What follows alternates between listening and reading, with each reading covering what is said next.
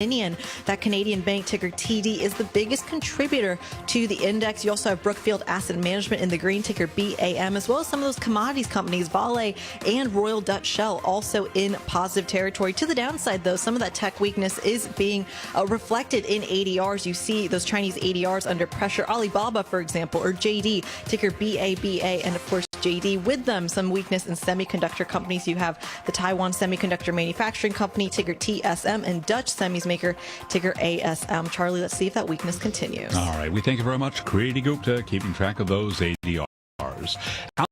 Alphabet's Google scrapping plans to offer bank accounts to its users, that according to Dow Jones. Recapping, stocks higher, NASDAQ back in the green, up 14. Fast-moving markets now up 0.1%. Your 10-year, 1.48%. S&P up 24, up 0.6. I'm Charlie Pellet. That is a Bloomberg Business Flash. This is Balance of Power with David Weston.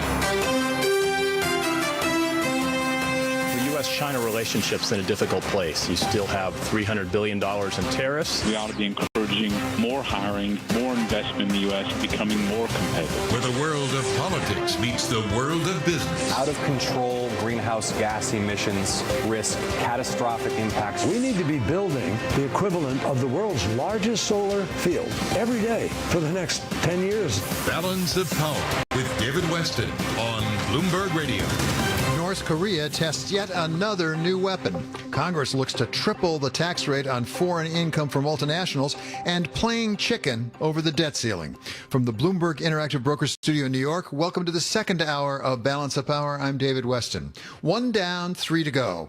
Congress funded the government for another 60 days yesterday, but has yet to decide on infrastructure, the budget, or the debt ceiling. Something Larry Summers of Harvard had something to say about on Wall Street Week. That's coming up later tonight. People who play games of chicken never plan to crash their cars and die, but occasionally they do.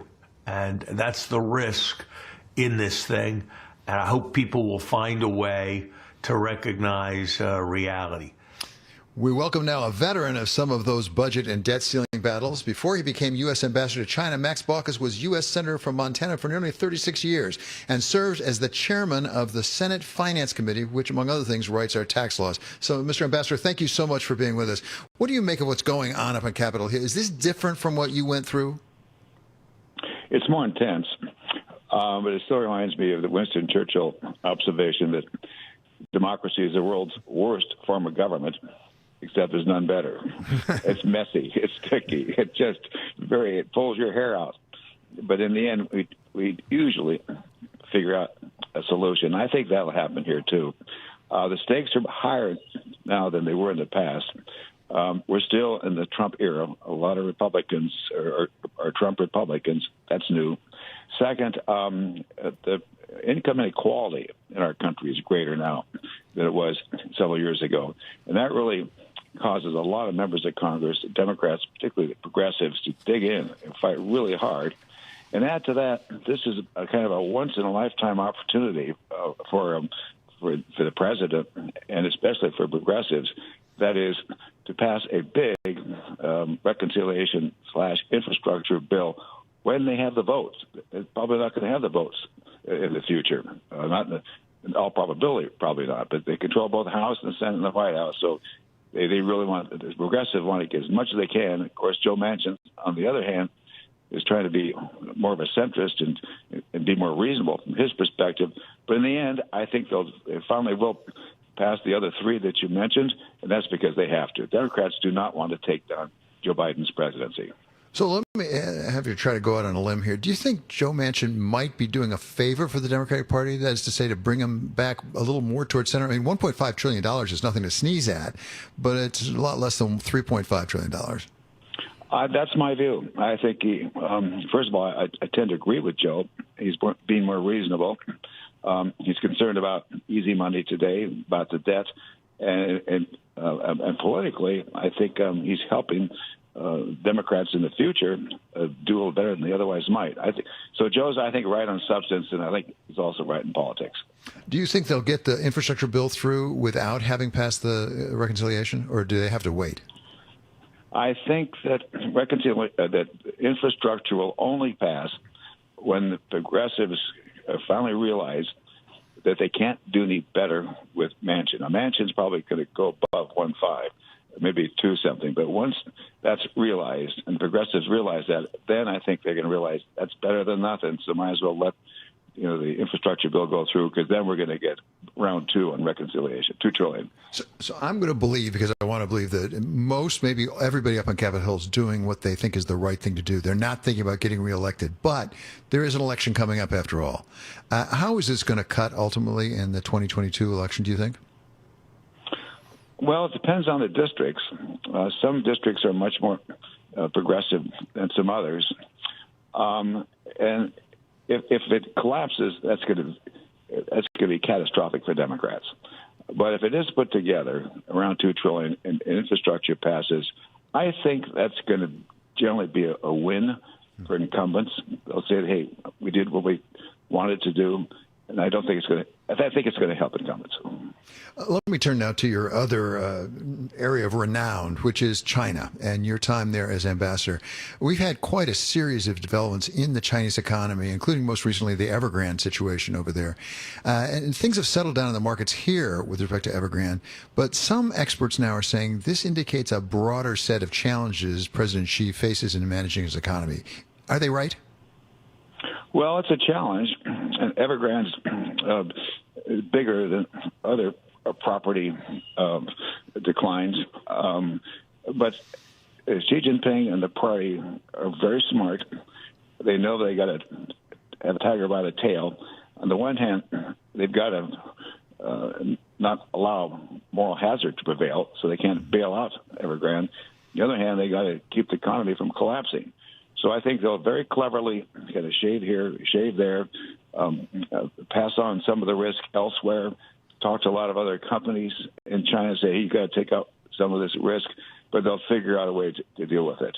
It reminds me a little bit of the stock market collapse, at least on the Shanghai Stock Exchange several years ago, and they had a circuit breaker with about 2 or 3%, and all hell broke loose. And they realized that was a mistake. And so they put in a new circuit breaker. It's much more reasonable, similar to that in the New York Stock Exchange. But they're smart. They learn. They're very focused.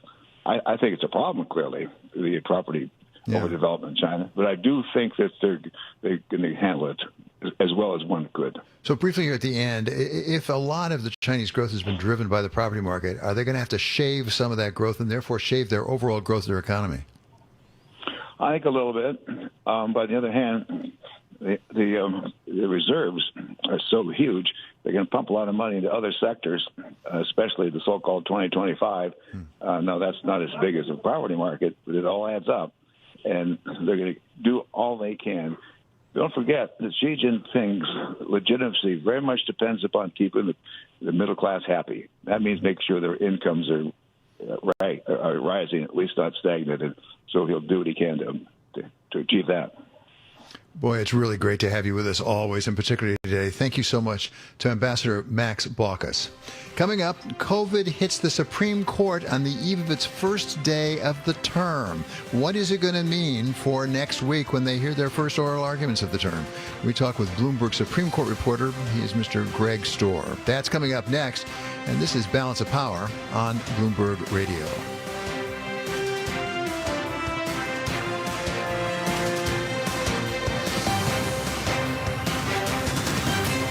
Carol Massar. The world's financial decision makers connect on the Bloomberg terminal, sharing ideas, negotiating trades, and forming an influential network that helps power global markets. Isn't it time you join them? Bloomberg.com/professional. This stock has been on a tear since early May. Tim Stenivek. So take us into the economic impact of this. Along with reporters and editors who help make your business week profitable. Let's dig into it with Bloomberg Business Week editor Joe Weber. It's the cover story of the upcoming issue. Bloomberg Business Week. Weekday afternoons at 2 Eastern. These are retailers that have been on everybody's radar. Those Apple numbers continuing to come in. On Bloomberg Radio, the Bloomberg Business app, and BloombergRadio.com. The possibility of lung cancer can be pretty scary, especially if you're one of approximately 8 million current or former smokers at high risk. That's why SaveByTheScan.org wants you to know that now there's a breakthrough low-dose CT scan that can detect lung cancer early, and it only takes 60 seconds. You stop smoking. Now start screening. For an easy quiz to see if you're eligible, visit SaveByTheScan.org. It could save your life. SaveByTheScan.org is brought to you by the American Lung Association's Lung Force Initiative and the Ad Council. Where are today's real testing grounds for the latest innovation? Places where advancements in health, transportation, and business happen every day. Cities. Today, cities lead the way, taking local solves and turning them into global solutions. Now, introducing Bloomberg City Lab, a new platform covering the present and future of global cities. Learn more at Bloomberg.com/CityLab. Brought to you in partnership with Hyundai. Right now, our country feels divided, but there's a place where people are coming together. I was nervous to talk to someone so different than me. Me too. Love Has No Labels and One Small Step are helping people with different political views, beliefs, and experiences connect through conversation, and it feels good. This conversation gives me hope. It gives me a lot of hope, too. Take a step toward bringing our country and your community together. Start a conversation at lovehasnolabels.com/onesmallstep. A message from StoryCorps, Love Has No Labels, and the Ad Council. Before and after the pandemic. Is it driven by politics or by science? That may be how we keep track of our lives from here on out. What do you think the political effects of that impatience will be? And through it all, there's been Bloomberg. We begin on Capitol Hill. The most accurate business, world, and healthcare news before and after. The fundamentals do not justify this price action. Bloomberg Radio, the Bloomberg Business app, and BloombergRadio.com. Bloomberg, the world is listening.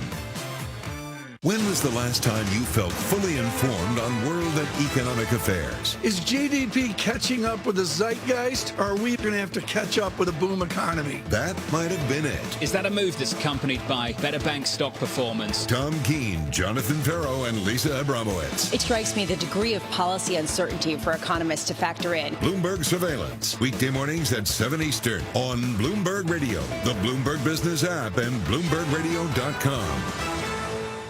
Tom has been a teacher for over 40 years. One day, I think one of the students had asked the question and he didn't remember the answer. And I also noticed that he was letting his class out earlier than they were supposed to let out. I was really starting to worry. Levi and I talked about how it would change our lives, but he was there beside me.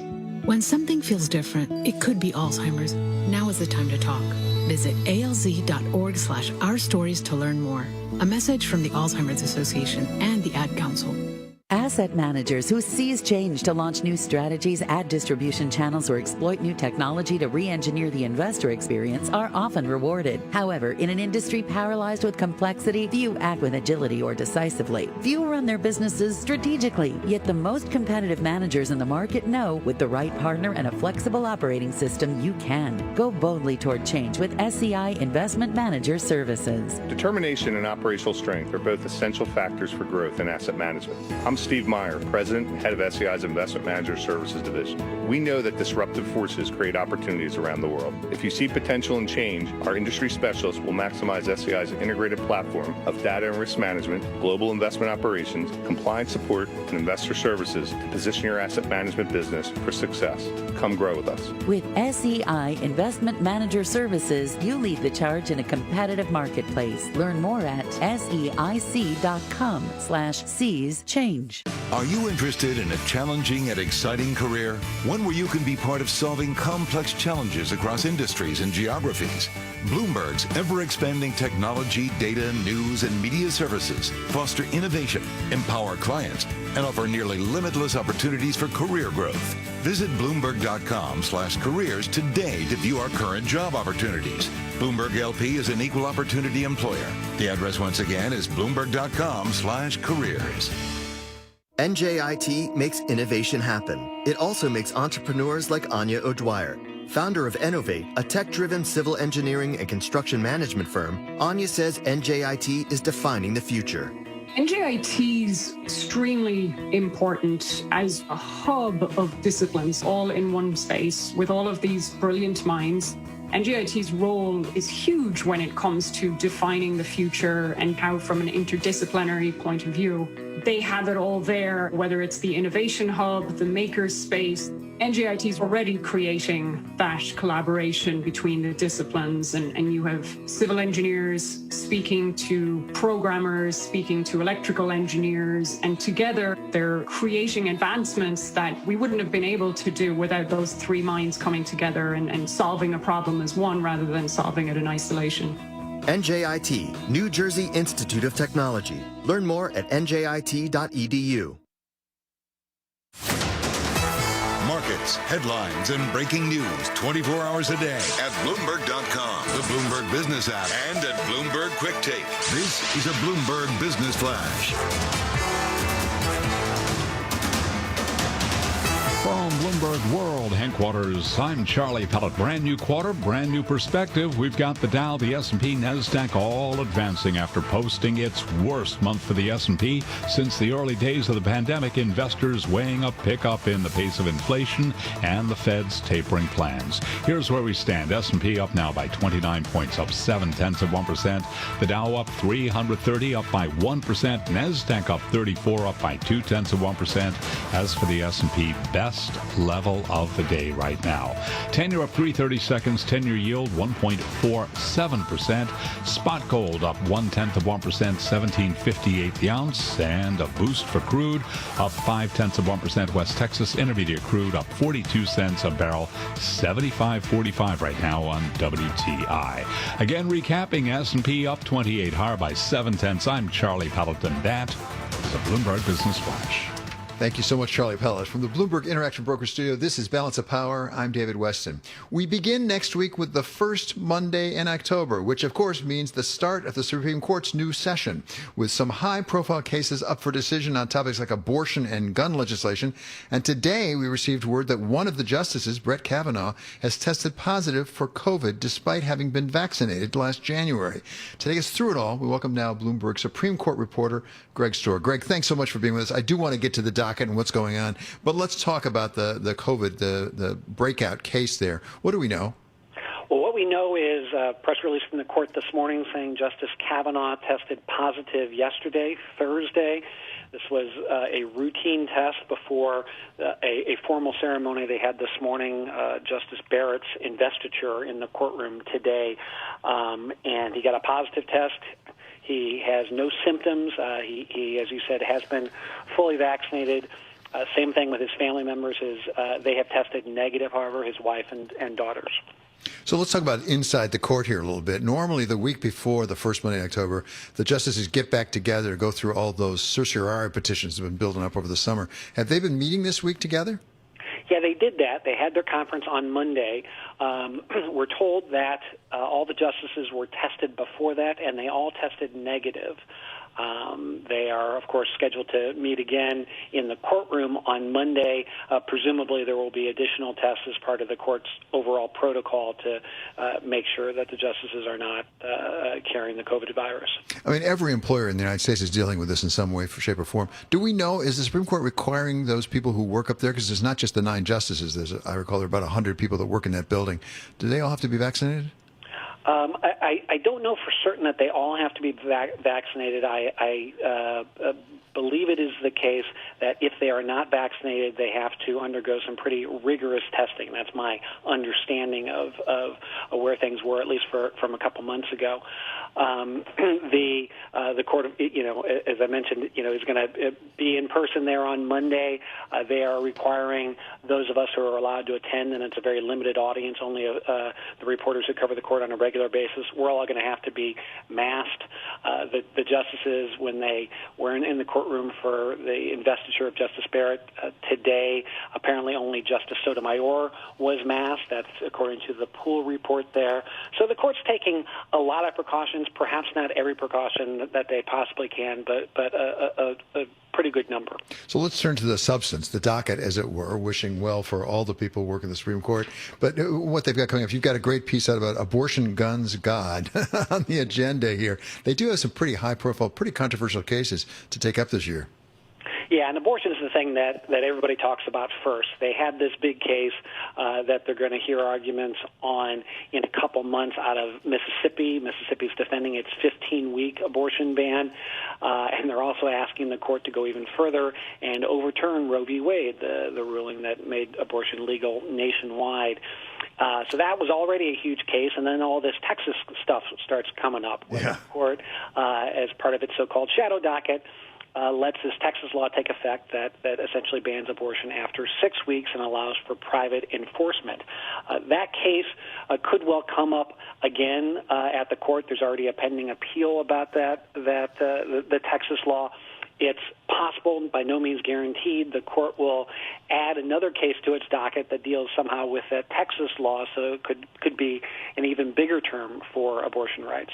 Yeah, names and titles can convey substance. Calling it the shadow docket, which everybody does, has a sort of sinister application to it. But it came up specifically in the Texas case, I guess because there was no oral argument. It was an emergency stay coming up, unlimited time period, and they came out with a ruling, I guess, just before midnight, right?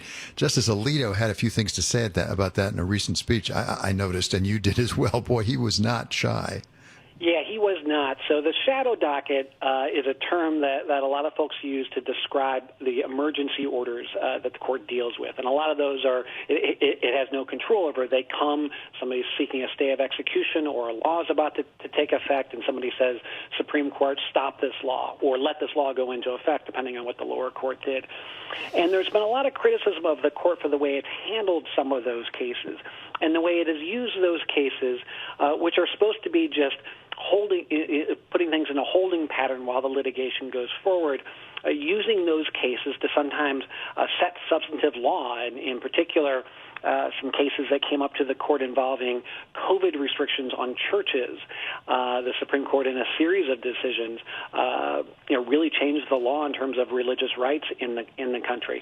Anyway, Justice Alito went after some critics of the shadow docket in a speech at Notre Dame yesterday. He used words like ridiculous.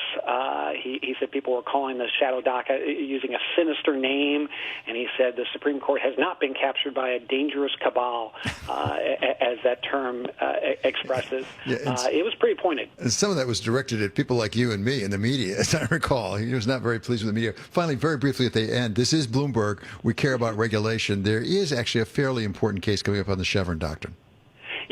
Yeah. So the Chevron Doctrine is something that where courts will defer to administrative agencies on the meaning of an ambiguous statute as long as the agency's interpretation is reasonable. That's a decades-old doctrine, and it gives administrative agencies a lot of power.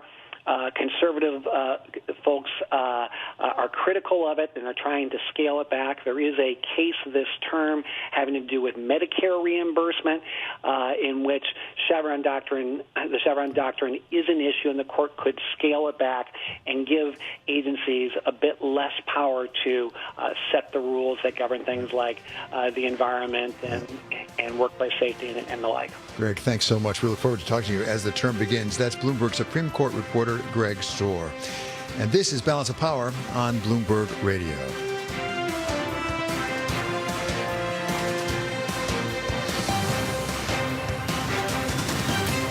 This is a Bloomberg. If knowledge is power, the Bloomberg Terminal is your power up, connecting you to the real-time financial news, data, and analytics that can take your workflow to the next level. Power up at Bloomberg.com/professional.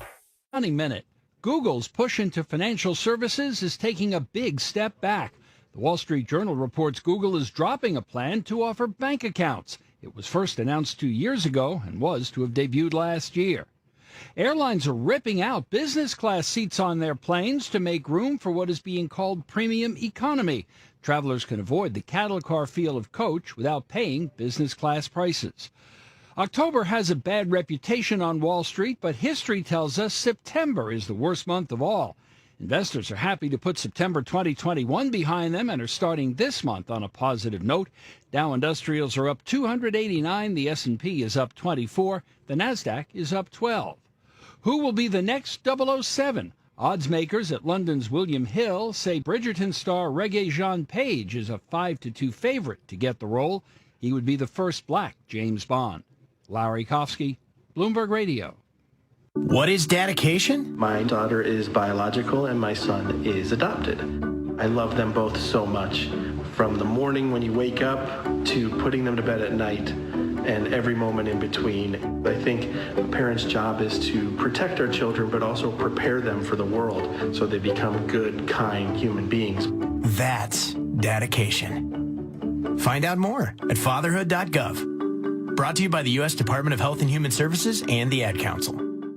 When will you be able to go to a meeting where nobody smells like hand sanitizer? Who knows? But we can give you the latest business and financial news, fragrance-free. Let's tease out some of what you just said. Are there tools in the toolbox for the Fed? Does that point to the need for continued monetary support? Bloomberg Radio, the Bloomberg Business app, and BloombergRadio.com. You do realize the mark that this is having on a younger generation. Bloomberg, the world is listening. Economics. Chairman Powell looks brilliant. Finance. Some breaking news for you. A share sale. Investment. The narrative of the reopening trade has changed. The Bloomberg Surveillance Podcast. Do you want some volatility, Tom? Please. Do you want me to go there? Tom Keene, Jonathan Farrow, Lisa Abramowitz, and the names that shape the world's markets. Joseph Stiglitz of Columbia University, the laureate. Bloomberg Surveillance. Listen today at Bloomberg.com, the Bloomberg Business app, or subscribe on Apple Podcasts. Hey everybody, it's time for today's STEM tip. Want to know how to make your selfies even better? Okay, let's use science. The best time for photos is golden hour. That's the moment right before the sun sets, when the atmosphere scatters blue and violet wavelengths, making perfect, soft, and golden selfie light to show off that beautiful face of yours. Click. Check out Chic and STEM for more inspiration. A message from the Ad Council. Burden LLP Accountants and Advisors presents Tax Chat with Lisa Goldman, partner and leader of Burden's International Tax and Advisory Practice. If you're a high net worth individual with international investments or a business owner with operations overseas, it is essential to have a tax advisor who knows how to protect your assets on a global scale. Owning and investing in foreign corporations comes with certain tax responsibilities. Burden Accountants and Advisors works with clients to ensure that they understand the intricacies of the global market, maximize the tax opportunities available, and reduce the challenges presented by international tax laws. If you're a high net worth individual or a business owner, let Burden help protect you, your family, and your business. For more tax chat from Burden Accountants and Advisors, visit burdenllp.com. That's BERDONLLP.com. Burden Accountants and Advisors. We listen, we solve, we do. The Alzheimer's Association and the Ad Council present the story of Tom and Levi. Tom is the smartest man I know. He's been a professor at 2 major universities, been a teacher for over 40 years. One day, he told me that he was having problems in his classes. I think one of the students had asked the question and he didn't remember the answer. And I also noticed that he was letting his class out earlier than they were supposed to let out. And he was telling them that he was doing it as a favor to them, but I think in reality, he just wanted to get out of there. I was really starting to worry because I saw something was wrong. Levi and I talked about how it would change our lives, but he was there beside me, and my love for him was just immense. When something feels different, it could be Alzheimer's. Now is the time to talk. Visit alz.org/ourstories to learn more. A message from the Alzheimer's Association and the Ad Council. I think it's just vapor. Vaping is safer than smoking, isn't it? There's really not even that much nicotine in them, right? One vape pod has as much nicotine as 1 pack of cigarettes. My kid knows it's dangerous. 5.4 million American kids vape, and most think it's harmless. Get your head out of the cloud. Talk to your kid about vaping. Visit talkaboutvaping.org. That's talkaboutvaping.org. Brought to you by the American Lung Association and the Ad Council. If trying to figure out the future of your business is keeping you up at night, are you seeing it come back at all? At least you have company. You're hoping to get political pressure. Do you expect the euro to strengthen? Why even have this hearing? Bloomberg Radio. Bloomberg. The world is listening.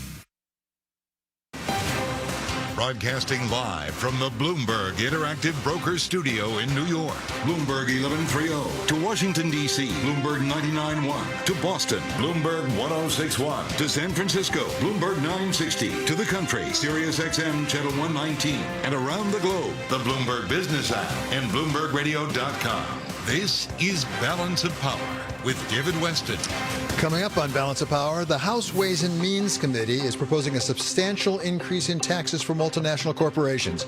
We go through the projected consequences with Zeli He, economist at the Penn Wharton Budget Model. But first, we get a market check from Charlie Powell. Hi, thank you very much. We are higher across the board. David Weston, the Dow, the S&P, NASDAQ at or near session highs.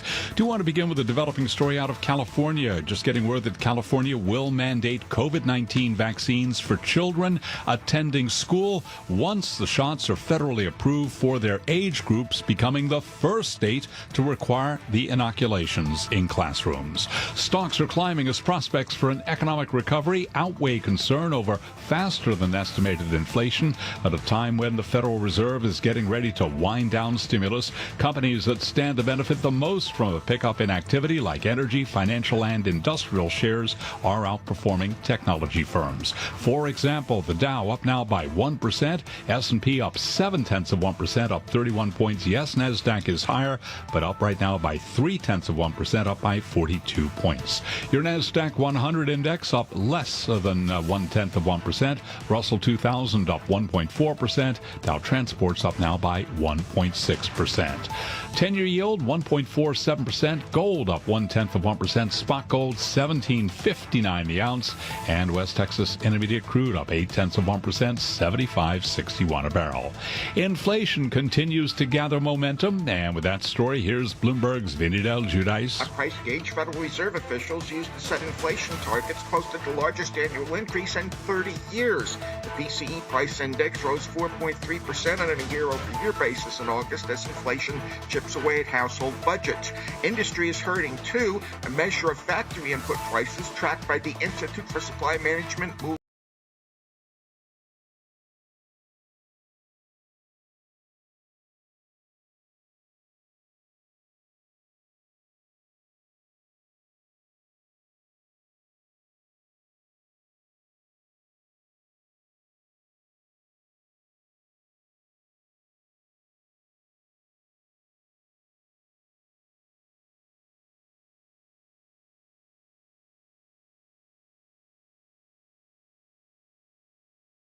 the income in the high-tax foreign affiliates, and the tax credits in the high-tax foreign affiliates as also cannot be used as to offset the tax liability in these tax haven countries.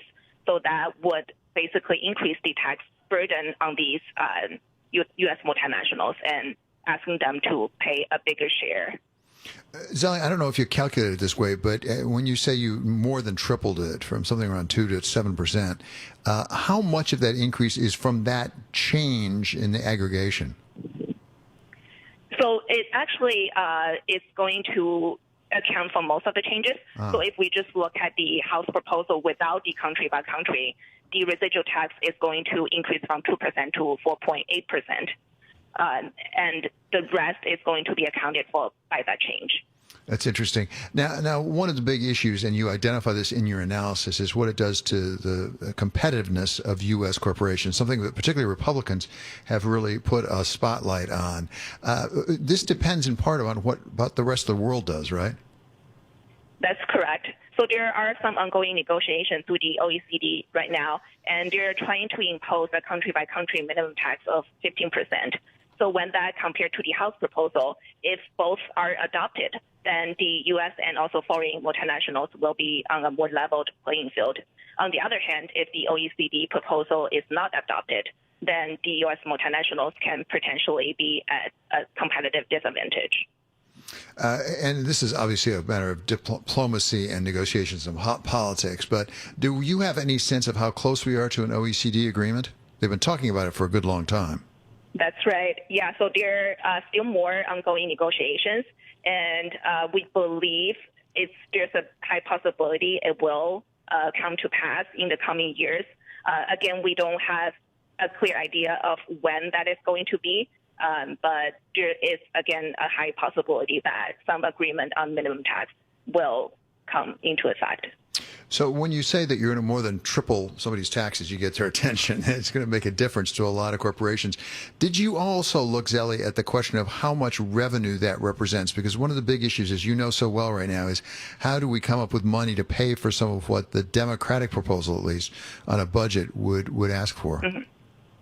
Yeah, so we did a rough calculation. So under the House proposal, if we only consider the changes to the GILTI, which is the U.S. residual tax on their foreign income, and also some change on FDII, which is the domestic rate on the intangible income in the U.S. And then we think that under the House proposal, it's going to raise around $256 billion with these changes compared to current law. So is that $256 billion over what period of time? So it's from 2022 to 2031. Oh, so it's annually about a tenth of that. It sounds like $25 billion a year, something like that? That's correct. Yeah, I see. So it's significant. At the same time, it's not necessarily going to make the whole difference. If you're talking about $1.5 or $3.5 trillion, $250 billion, it counts. It helps. Do you have any way of analyzing what this competitive disadvantages could do to U.S. corporations? Do we have experience in the past for when we're at a disadvantage, what it does to U.S. corporations? Yeah, so there are different perspectives to look at this. So one is really look at the after-tax return of a U.S. multinational compared to a multinational headquartered abroad. And the other way is look at how the U.S. as a whole attracts investment. And we do know that based on past experience, there is going to be negative effects of higher corporate taxes on the country's ability to attract investment and for economic growth. But again, at the same time, we do need to realize that these proposals raise substantial tax revenue, which can be used for productive spending as well. And that's going to pay down the debt and also allows there to be more private capital investment, which is going to help with the economic growth in the long term. So again, yes. No, I was just saying it sounded sort of like it depends on who makes the investment. Is the corporation making the investment or is it the federal government making the investment? That's right. Yeah. So in a sense, it comes down to who do you trust to make a better investment. This is a fascinating analysis. It's really terribly helpful. Zelly, thank you for doing it. We love having Penn Wharton Budget Model on because you do go through this. And also, as we know, Zelly, they pay attention up on Capitol Hill to what you guys come up with. Okay, many thanks to Zelly Her of the Penn Wharton Budget Model. Coming up, North Korea's new weapons. We're going to go over their strategic significance with Sue Kim of the RAND Corporation. We've had no fewer than 4 new weapons tested in the last few days. Which ones might make a difference? We'll find out. That's next on Balance of Power on Bloomberg Radio.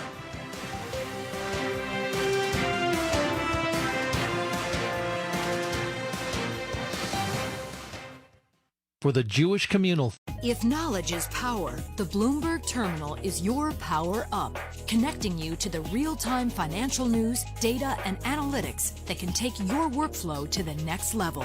Power up at Bloomberg.com/professional. Fund. Past President Noel Spiegel. People often ask me why it's important to use JCF for their charitable giving. I tell them that JCF has a profound impact on our community. Thanks to the revenue generated from our funds, JCF makes an annual $2 million grant to UJA Federation of New York and makes grants from our endowment, the Special Gifts Fund. This year, we proudly granted more than $800,000 to support a kosher food pantry at Mid-Island YJCC, Jewish daycare at the Ed Alliance, a renovation at Camp Oakhurst, and an intergenerational Holocaust program at Ramaz. I'd like you to hear about our impact from a past Special Gifts Fund recipient. Plaza Jewish Community Chapel is most grateful to JCF for supplying seed money to start the organization. Almost 10,000 families have relied on Plaza to provide an affordable yet dignified Jewish funeral. Let JCF maximize your impact. Visit jcfny.org or call 212-752-8277. What's the true value of your custodial relationship? Ben Harrison of BNY Mellon's Pershing explains. As sophisticated investors demand more from their advisors, advisory firms, in turn, need to rely on their custodian to help them grow their complex businesses. At BNY Mellon's Pershing, supporting the rapid growth of RIAs is our #1 priority. We understand what it means to deliver true value to our clients who are looking for a custodian that is aligned with their best interest and delivers high-value solutions, all in an open architecture environment with flexibility, choice, and transparency. Learn why so many of the largest advisory firms turn to us for the financial strength, resiliency, and high-touch service that BNY Mellon Pershing provides. When you work with Pershing, we put your business first. Can your custodian say that? Learn more at Pershing.com or call 800-445-4467. Pershing Advisor Solutions, LLC. Member FINRA SIPC. In-depth analysis, concise reporting, need-to-know global business news. Around the world and across the markets, Bloomberg connects the dots for decision makers. Stay on top of today's headlines. Follow big breakthroughs in tech. Understand the latest political issues. See how the world's wealthiest are spending their money. Track what's happening in the markets, and much more. Subscribe today to Bloomberg, the global standard for business reporting. Get it all at Bloomberg.com/subscriptions. Asset managers who seize change to launch new strategies, add distribution channels, or exploit new technology to re-engineer the investor experience are often rewarded. However, in an industry paralyzed with complexity, few act with agility or decisively. Few run their business strategically. Yet, the most competitive managers in the market know with the right partner and a flexible operating platform, you can. Go boldly toward change with SEI Investment Manager Services. I'm Steve Meyer, president of SEI's Investment Manager Services. At SEI, we understand the emerging forces that will define success for asset managers and what firms will need to compete tomorrow. That's why we continually optimize SEI's global operating platform. If your business requires greater agility, our advanced technology, integrated best-in-class systems, and multi-asset expertise can be your catalyst for business transformation. With SEI Investment Manager Services, you lead the charge in a competitive marketplace. Learn more at SEIC.com/seize change. What I know about courage, I learned from my adoptive mom. She said sometimes you just gotta hold on and know we'll get through this. Mom, we are so high up. Hold my hand. No, you hold my hand. Here we go. Learn about adopting a teen from foster care. You can't imagine the reward. Visit adoptuskids.org to find out more. This message is brought to you by Adopt US Kids, the U.S. Department of Health and Human Services, and the Ad Council. What I know about courage, I learned from my adoptive mom. She said sometimes you just gotta hold on and know we'll get through this. Mom, we are so high up. Hold my hand. No, you hold my hand. Here we go. Learn about adopting a teen from foster care. You can't imagine the reward. Visit adoptuskids.org to find out more. I learned patience from my adoptive dad. All he had to say was, "Hey, you got this. Just breathe." Hey, we're pretty good. Yeah. Might have to start a band. I got it. Learn about adopting a teen from foster care. You can't imagine the reward. Visit adoptuskids.org to find out more. This message is brought to you by Adopt US Kids, the U.S. Department of Health and Human Services, and the Ad Council. NJIT makes the workforce of the future, and Greg Sauter, a member of NJIT's Board of Overseers and president of engineering firm WGI, says NJIT graduates have the in-demand skills that drive today's tech-powered workplace. Our world is moving to a place of connecting the physical with the digital. In the field of engineering and infrastructure, there's not a thing that we do that's not being changed by technology. We've gone from two-dimensional renderings to immersive, augmented, and virtual reality. Solution sets used to be solved one at a time. Now we can run nearly an endless alternatives analysis and optimize the output, and how we construct that future, from autonomous equipment to 3 and 4D printing. NJIT students graduate with that critical understanding of the cyber-physical world and how we move between them, but with that all-important grounding in applied STEM principles. NJIT, New Jersey Institute of Technology. Learn more at njit.edu. Markets, headlines, and breaking news 24 hours a day at Bloomberg.com, the Bloomberg Business app, and at Bloomberg Quick Take. This is a Bloomberg Business Flash.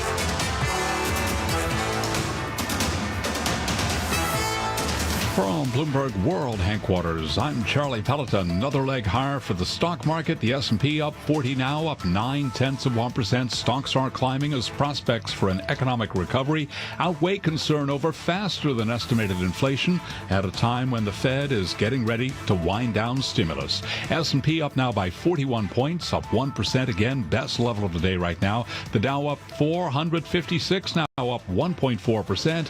The Nasdaq Composite Index up 71, up 0.5. The Nasdaq 100 Index up by 0.4%. 10-year up 3/32, 10-year yield 1.47%. Spot gold little changed, up 0.1%, up $2.50 the ounce now to $17.59. West Texas Intermediate crude oil up 0.9%, $75.72 a barrel on WTI. Again, recapping, S&P up 44, up 1%. I'm Charlie Pelleton. That is a Bloomberg Business Flash. Thank you so much, Charlie Pellet. This is Balance of Power coming from the Bloomberg Interactive Broker Studio in New York. I'm David Weston. Overnight, North Korea said it tested yet another new weapon, this one a new anti-aircraft missile, taking the total to over 4 in the past few weeks. For an assessment of how all this amounts to, and we welcome now Soon Kim, policy analyst at the RAND Corporation. So thank you so much for being with us. It's been a series. This can't be an accident. How significant are these strategically? Sure. So as you mentioned, we saw this is the 4th missile launch this month, and we've seen North Korea not only demonstrate progressively the advanced capabilities in terms of range and altitude, but we're also seeing a variety of options for Kim Jong-un, essentially. So the anti-aircraft missile launch was attended not by Kim Jong-un, but another senior official, and they emphasized that this was going to be capable of downing targets at long distances, and it's also more accurate. They also confirmed that this is like the practicality as well as the performance of the missile. So they're trying to underscore not just the fact that they have more different missiles, but the fact that these missiles are actually doing quite well. From the United States perspective, and I'm also going to loop in Korea and the region as well, this is not something that we, of course, want to ignore. But at the same time, I think we need to think about how we're trying to respond to it, because Kim is well aware that the South Korean president is under a compressed timeline. And we know that President Moon has been wanting to achieve something with North Korea. With this in mind, he keeps trying to remind the South Koreans of their vulnerability. And, they're dangling the fruit of an end-of-war declaration, the Inter-Korean summit, resuming the Inter-Korean hotline and such. So it's a way to drive a wedge between Seoul and Washington, and it's an indirect way for North Korea to communicate with the United States via South Korea. It's a terribly important question, who the audience is. But just before we pursue that a little bit further, one of the things that I read a fair amount about was so-called hypersonic glider. And that might be the most significant development. Tell us about what we know about that, Sue. Sure. So they're trying to emphasize here the speed, the maneuverability, and then lastly, this thing called the missile fuel ampule. It's been tied to their strategic weapons, this phraseology that they like to use, which indicates that there's a nuclear component. So the hypersonic missile, it flies at around, I believe, like 6,000 or so kilometers per hour, and they can strike targets from a longer range within a shorter period of time. So we're talking about speed, essentially. And this essentially means that the United States, South Korea, or any other target that's trying to either detect or defend itself, basically they have less time to respond. So it's difficult for the missile defense systems to intercept, although I believe the JCS recently said that it can be intercepted by South Korean and United States assets. The last component, this missile fuel ampule, it's critical because North Korea does not have to fuel the missiles actually in the field, but they can do it in the factory, which essentially just shortens the time that they need to get to prep the missile to launch. So it's going to be ready for use by the time it's actually out and deployed.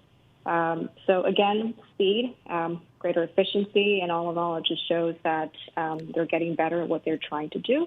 And on top of that, there's also the political and the regional dynamics that are also kind of being factored into these calculations. So explain those larger dynamics, if you would. As you suggested, besides the military significance, there's a significance in terms of diplomacy and just sending messages around. What is the situation right now on policy of South Korea to North Korea? Sure. So on the one hand, we're seeing senior officials saying what they're supposed to say, which is to be critical of North Korea's activities. On the other hand, they're also trying to push for certain wish list items on behalf of the North Korean regime. So we saw the foreign minister recently say that what North Korea has done is unacceptable.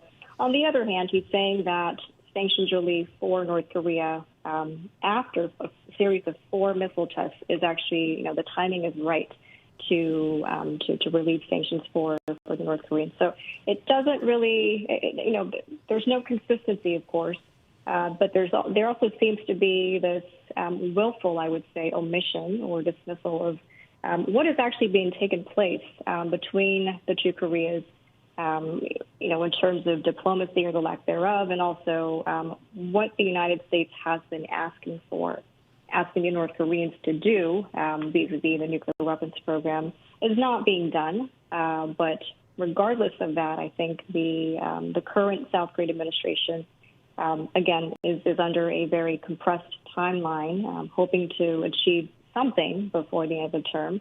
And one way to do this is, of course, for North Korea to continue to, I like to say that they like to, poke a needle on our side, but I think it's a little bit more than it's fully aware of the vulnerabilities.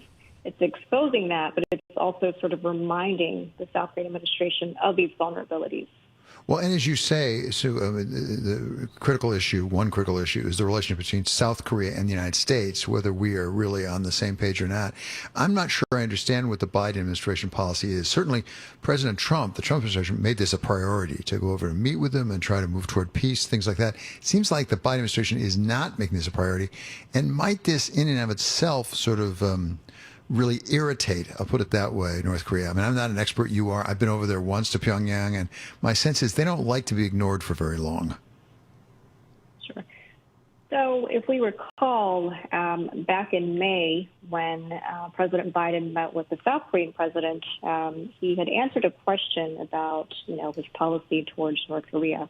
And he explicitly said that he would not be according Kim Jong-un any international recognition, not giving Kim Jong-un what he wants until or unless he starts to show something concrete in terms of his weapons programs and his sincerity in wanting to dismantle.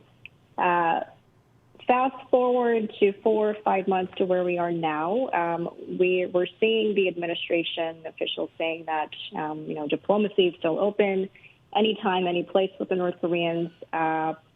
But on the flip side, we're also seeing we're not applying sanctions, any new sanctions at this point.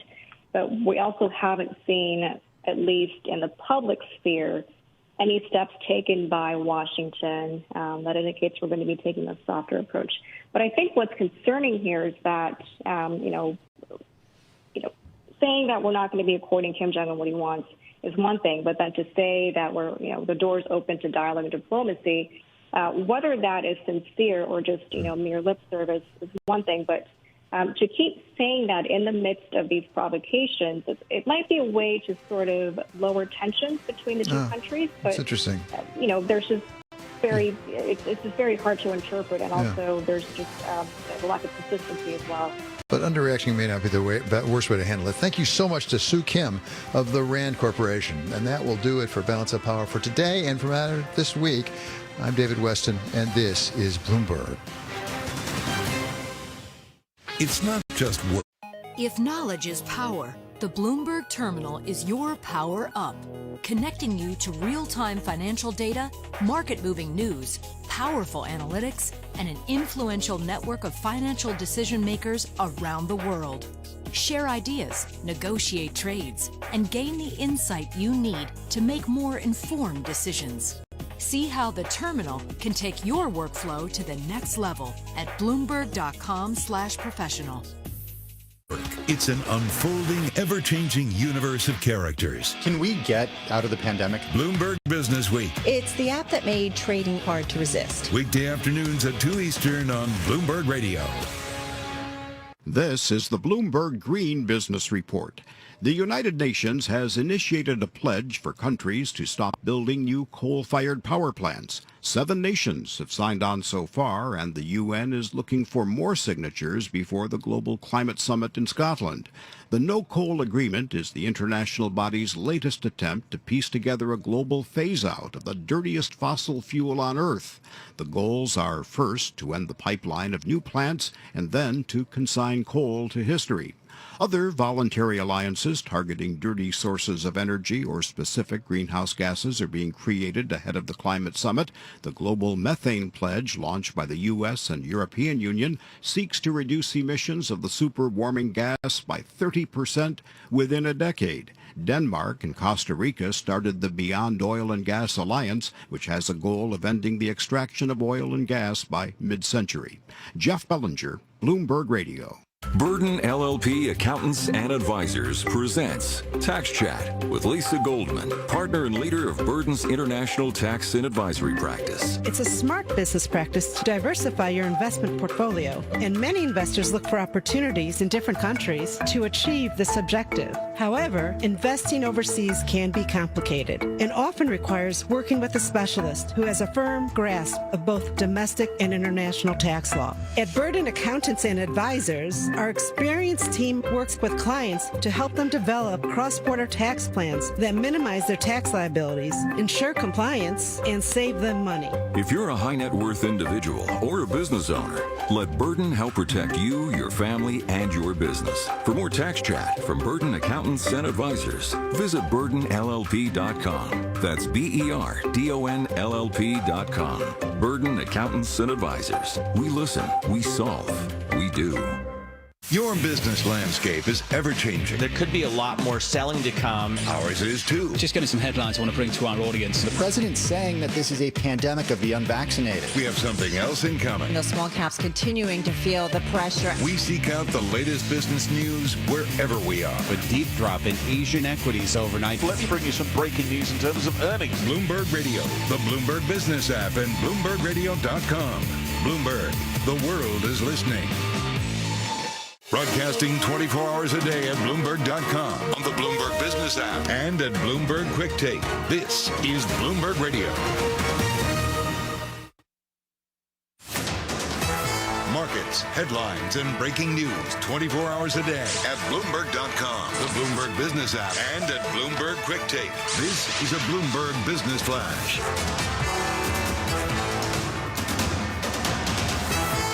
From Bloomberg World Headquarters, I'm Charlie Pellet. We are looking at an up day on Wall Street here. That is putting it mildly at or near session highs right now, with the Dow, the S&P, NASDAQ all advancing. Right now we've got the S&P 500 index higher by 41 points. That is a gain of just about 1%. Dow Industrials advancing now by 448 points, up 1.3%. And the NASDAQ Composite Index also advancing right now. We've got NASDAQ up by 67 points, a gain of 0.5%. Stocks are pushing higher as prospects for an economic recovery outweigh concern over faster than estimated inflation at a time when the Federal Reserve is getting ready to wind down stimulus. Mohammed Al-Arian is a Bloomberg opinion columnist. He's also president of Queens College, Cambridge, and chief economic advisor at Allianz, the parent company of PIMCO, and he was interviewed this morning on Bloomberg Television and Radio. I wouldn't say the window is closing a little bit. I would say the window is closing a lot when it comes to an orderly taper. Look, they can taper any time, but if they don't get moving quickly, then they are going to disrupt the bond market in a much bigger way than they would otherwise, and the equity market is going to have to worry about that. 10-year yield right now, 1.47%. Spot gold up 0.1%, $17.59 the ounce. West Texas Intermediate crude up 1.2%, $75.96 a barrel on WTI. Merck shares posting their biggest gain in 12 years after the company's experimental pill slashed the risk of getting seriously ill or dying from COVID-19. Merck shares right now up by 9.4%. Alphabet's Google is shelving plans to add bank accounts to its payment payment app, becoming the latest technology giant to dial back its ambitions for financial services. Again, recapping, stocks pushing higher, close to session highs, S&P up 1%. And that's a Bloomberg Business Flash. This is Bloomberg Business Week. Insight from the reporters and editors who bring you America's most trusted business magazine. Plus, global business, finance, and tech news as it happens. Bloomberg Business Week with Carol Masser and Bloomberg Quick Takes Tim Stenovic on Bloomberg Radio. Oh my God, we made it. We did. Again. Well, we got 3 hours to go, Carol. Don't, put the cart before the horse here. Okay. No, I know, but this is like, when we come into the studio, I'm just like, I love it, love it, love it. I love it too. All right, so, yeah. We got a great show today. We do indeed. It is the first day of the fourth quarter. We are up. Risk trade is on this first day of the fourth quarter. Investors really, Tim, focusing on an economic recovery than faster inflation. And this is a conversation you and I've had on air a lot. It's, okay, yeah, rates are going to get higher, but part of this is getting back to or closer to a normal pre-pandemic economy, and we need to remember that. Yeah, hawkish moves, or perceived hawkish moves. Is it hawkish, or is it just a move back to normal? Yeah, I mean, rates have been so low for years. All right, we're going to talk about that. We've got to talk about Bitcoin's big jump. Also minting $1 trillion coin. Joe Weisenthal of our Bloomberg team, he has been pounding this drum, but it's fascinating. We're also going to talk the latest with retail trading and GameStop, because there's a new book by New York Times bestselling author Ben Mezrich all about the GameStop phenomenon. And Atlanta's wealthiest district looking to succeed. They want out, kind of ish. Yeah, it's easier. It's actually pretty easy to do, but it's not a slam dunk yet. No. So we're going to talk about that. First up, though, let's get to the Market Drivers Report. And let's set the Business Week agenda. Kriti Gupta in the house, Markets Live reporter at Bloomberg News, part of our Bloomberg broadcast team as well. Vince Signorella, global macro strategist at Bloomberg News, on the phone in White Plains. So Kriti, let's kick it off with you. It is the first day of the fourth quarter. We know we were all very happy to say goodbye to the third quarter, in particular, say goodbye to September. Unless, again, we have to remember two sides to the trade. If you were shorting, you probably did. You've probably pretty great. Did well. Explain the trade today. Yeah, this seems like a pretty technical bounce. If you look at what happened in the last four sessions, you had three pretty rough sell-offs. You had Wednesday, which was positive by just 0.2%. I mean, this seems like you had so much selling pressure. Markets are just taking a breather right now. There's really no fundamental risk-on driver. And if you actually look under the hood, the things that are driving the S&P 500 on a sector basis is your energy, your communication communication sector, misreading the screen, and the materials financial. So on the surface, on a sector basis, that seems like a risk on trade. But then look at the individual movers. You got Microsoft, you got Alphabet, you got Disney, you got Facebook. I mean, these seem like, once again, big tech making or breaking the case. But I'm curious to hear what Vince says. Yeah, Vince, come on in here. Do you agree that this is a technical bounce higher, or do you see something fundamental here that's happening in the markets today? Especially yesterday, we kind of finished, we saw selling into the close. And you can't forget the Merck news. Yeah, no, I was just going to say the Merck news is really big. And while there is a technical move to this, the algo scooped it off the lows. It's a little bit of a silly kind of day, because we saw some really good UNISH sentiment numbers, and the market went down like 200 points afterwards, which made absolutely no sense. And then I think the market really dug its teeth into the Merck news. I mean, you talk about getting back to pre-pandemic levels, as you mentioned, Carol. If you have a pill you can take and reduces risks substantially, we'll see how the full trial goes.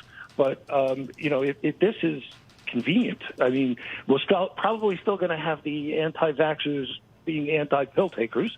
But if you have something that you can just take on a regular basis, I'm not sure how often you have to take this thing.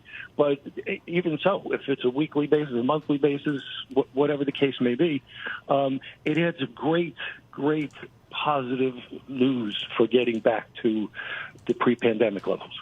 Yeah, it could be huge, I think, as a game changer. Also a game changer, and while we kicked off the broadcast saying, okay, maybe we're focusing on more of an economic recovery versus inflation concerns, there are stories every day about the energy crunch. We've heard from companies about their inability to get supplies, their goods, whether they're stuck at ports or they can't even make it from some of the emerging markets where things are being manufactured. And Vince, you shared with me today a picture, and I'm going to bring it up for our folks on YouTube, and I believe this is a Safeway. It's a Stop and Shop in Tarrytown, And, this is a 22-aisle store, so it's one of the bigger ones, and you would think they would get preferential treatment within the Stop and Shop chain to get supplies given the size. And as you're showing, I assume right now, the entire paper aisle was empty, which blew me away. And there were large gaps in other sections of the store that I didn't bother to even take pictures of. Wait, Vince, you didn't take this in April 2020? Exactly, right? It looks. Yeah, I'm looking at this picture. I'm like, this is what it was like in April of 2020.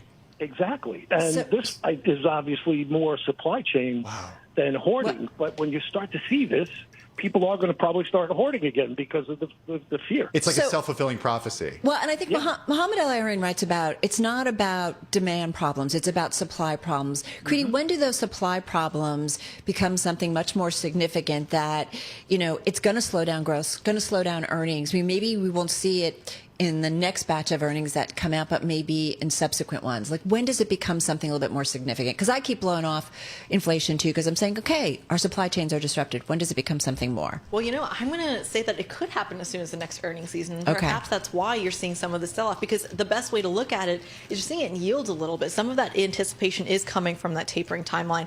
But then, look, you're also seeing the dollar, which is kind of doing its own thing. And I think Vince is probably, once again, we're diverting to Vince because he's our kind of FX go-to, basically. But if you look at today's move in particular, this kind of mirrors the dollar. But if you zoom out the chart and look at what was happening to the dollar really this week, you saw a much stronger dollar. You saw yields kind of very volatile. But it kind of seems like, and this was something that Eddie Vanderwalt, he actually tweeted, but this is very quickly, said that, the dollar bid can kind of be a little bit of a haven, even though the issues are in the U.S. Kind of a weird paradox. We are living in world market times. Guys, we got to run. Vince, have a great weekend. Thank you for sharing that with us. Thank you. You be well. Kriti Gupta, our Markets Live reporter, part of our broadcast team as well. Let's do the bite of the day. It's one number that tells us a lot, and it's brought to you by GEP. GEP helps businesses transform supply chains with strategy, managed services, and AI-based cloud-native software. Learn more at GEP.com. Today's number, 825. On October 1st, 1908, Ford started production of the Model T, known as the Tin Lizzie, leaping Lena or Jitney. It's generally regarded as the first affordable automobile for the masses at a cost of $825. It made car travel available to middle-class Americans. Oh, that I could buy a car for. Well, I could, but I don't know if it would run. And also, one of those is going to cost you a lot more these days than it did back then. All right, let's get to world and national news on this Friday. Here's Nancy Lyons. She's in our 99.1 newsroom in the nation's capital. Hey, Nance. Hey, Carol, there could soon be a new weapon in the fight against COVID. Pharmaceutical company Merck says its antiviral drug molnupiravir reduced the risk of hospitalization or death by up to 50% in clinical trials. Merck CEO Robert Davis, interviewed by ABC News, calls it a game changer.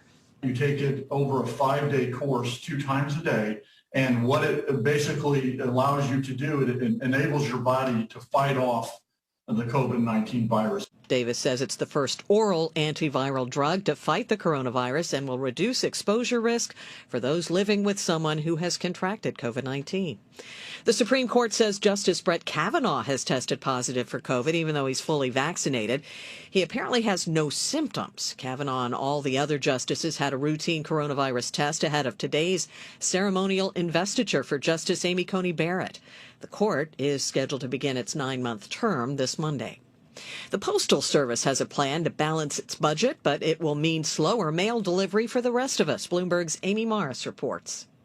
The plan by Postmaster General Louis DeJoy is to slow down some first-class mail deliveries. Service that might have taken 3 days will now take 5. The Postal Service recommends that if it would take you more than a day to drive your mail to its destination, then give USPS extra time to get the mail delivered. The National Association of Letter Carriers released a statement saying that even if this plan does save some money, it is not worth the potential damage to the USPS brand.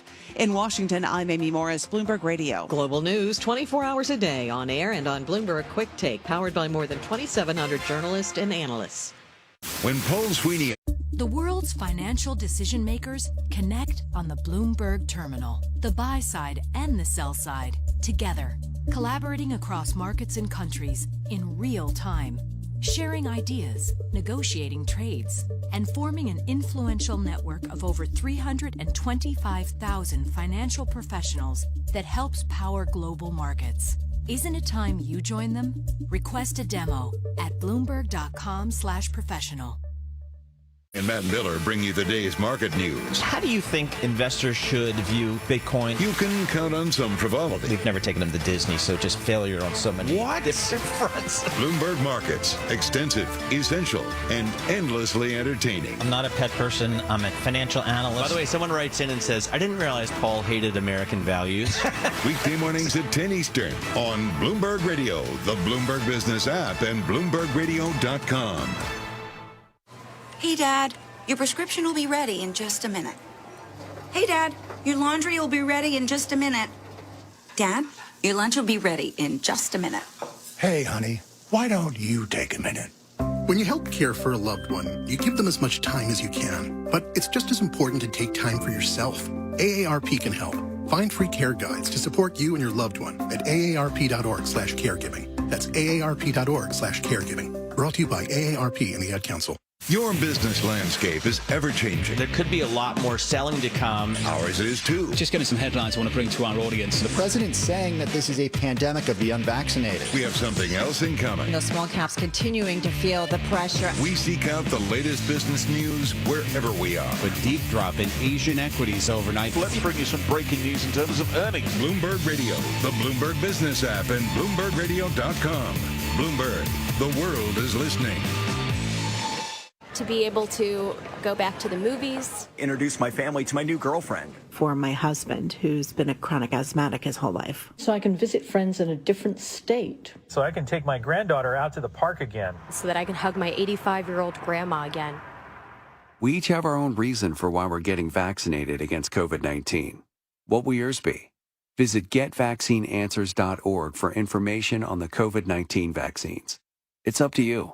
Brought to you by the Ad Council. The world's financial decision makers connect on the Bloomberg terminal. The buy side and the sell side together, collaborating across markets and countries in real time, sharing ideas, negotiating trades, and forming an influential network of over 325,000 financial professionals that helps power global markets. Isn't it time you join them? Request a demo at Bloomberg.com/professional. With three bright minds thinking of questions. How far apart are the two Americas right now? Someone's bound to ask the one you most want answered. What defines that as the year goes on? Tom Keene, Jonathan Ferro, and Lisa Abramowitz. How do you explain the fact that you have not seen a cheer from equity traders? Bloomberg Surveillance. Will that occur within market stability? Weekday mornings at 7 Eastern on Bloomberg Radio, the Bloomberg Business app, and BloombergRadio.com. If a natural disaster comes knocking, how prepared is your family? You can't just close the door on earthquakes, floods, or hurricanes and hope they go away. That's why it's important to make a plan now. Ready.gov/plan has the tools and tips you need to prepare your family for an emergency. So if disaster shows up at your doorstep, you'll be ready. Visit ready.gov/plan and make a plan today. Brought to you by FEMA and the Ad Council. This is Daniel Blazer. I'm a trustee of the Jewish Communal Fund and chair of the Special Gifts Committee. Back in March, when the world came to a grinding halt with the coronavirus crisis, I turned to the Jewish Communal Fund to make grants to charities that were important to me. Our community of fund holders responded generously, and so did JCF. Through our Special Gifts Fund, which functions like an endowment, JCF made a grant of $1 million to UJA Federation of New York and the Metropolitan Council on Jewish Poverty to fight food insecurity and provide much-needed assistance to Holocaust survivors and single parents who have been impacted by the crisis. If you are not using a donor-advised fund for your giving, now is the time. Working with the Jewish Communal Fund is easy. It's convenient, it's efficient, and it enables you to focus on your charitable giving, especially in difficult moments like these. To find out how JCF can maximize your charitable impact and reduce your tax burden, visit jcfny.org.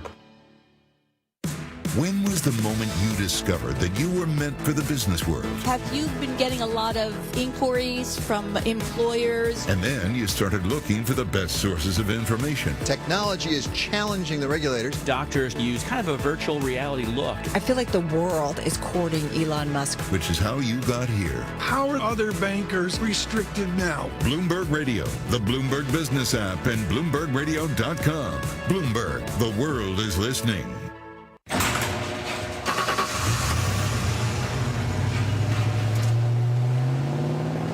I spend a lot of time in the garage, but even more time in the rain, sleet, and mud.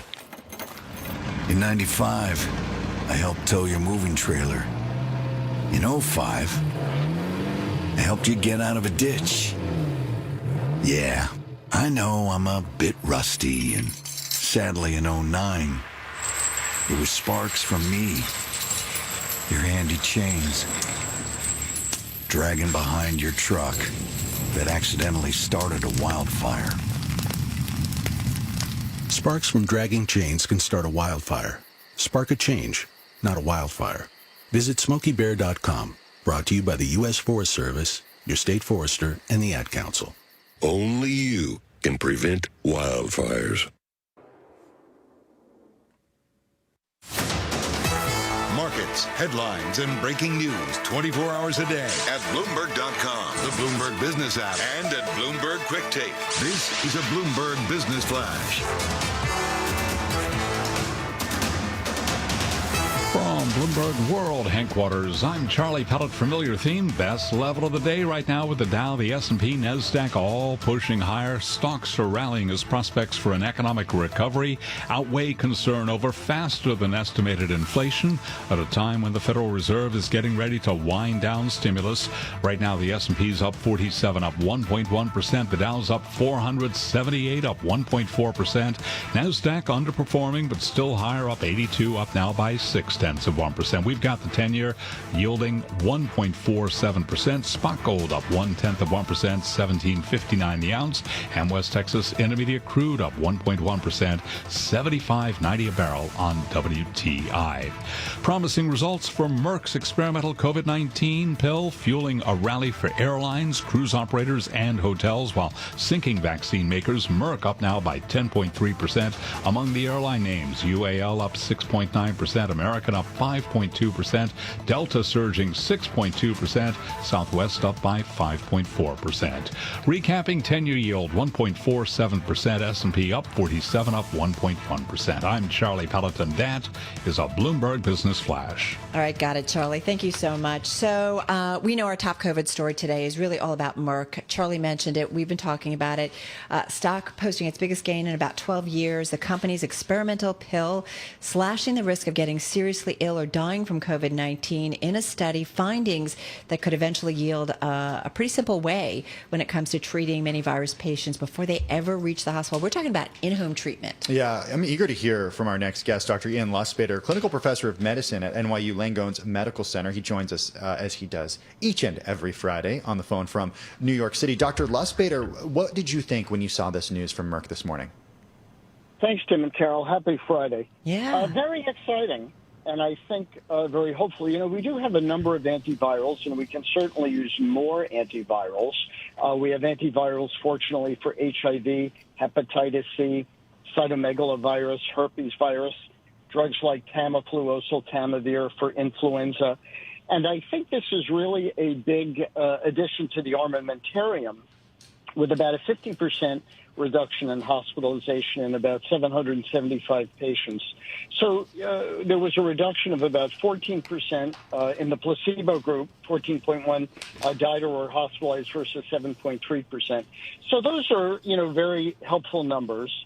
I still think the most important thing individuals can do to really reduce their risks would be, get your weight under control, get diabetes under control, better diet, plant-based diet, vitamin D supplementation, don't overdose, but check your levels, treat your diabetes, treat hypertension. Overall health is probably the best thing we can do while we're waiting for these breakthrough medications. And get vaccinated, right? And get vaccinated, Tim, absolutely. That's very effective. And I think this drug, which is interesting, looked at the unvaccinated population, which is where they saw that reduction. So hopefully of those 70 million yet to be vaccinated, hopefully many of them will agree to that. Certainly some will be getting COVID. And this should encourage them to do that as well. Dr. Lustbader, there's a really interesting story playing out in the equity market right now because you have shares of Moderna under pressure, down 12% on this news. And it's a story that I kind of have trouble understanding. Because there is this treatment, do you think that fewer people will get vaccinated? Because that's part of the thesis as to why Moderna shares are down. I don't think so. Moderna and the mRNA technology is not just for COVID.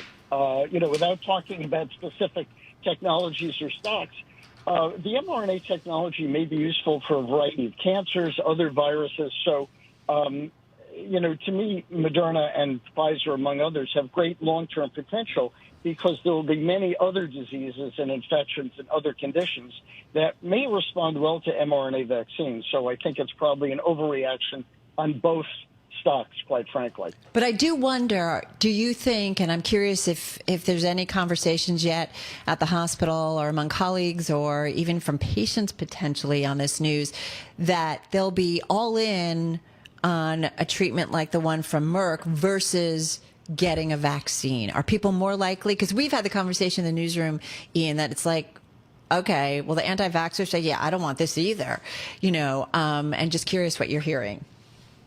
I think there is a strong cadre, and we're seeing this with mandates for vaccine, both in New York State. Some of the hospitals may be letting go 9,000 workers, healthcare workers, because they refuse to get vaccinated. Wow. And, many of them should know better. These are big hospital systems. So I think there may be a hardcore group. Part of it is social media that scares people. Part of it, we do have to understand people's individual choice. But so I think for that hardcore group that is really reluctant, at least this is an early treatment option that may be beneficial. But, yeah, I think the data to me is pretty overwhelming that vaccines are helpful. Hopefully that will continue. And I think companies like Merck and Pfizer really have great potential in many other areas along the way. And it's going to be a combination thing. This may be helpful for breakthrough patients. So even if you're vaccinated, it could be monoclonal antibodies. It could be the Merck drug.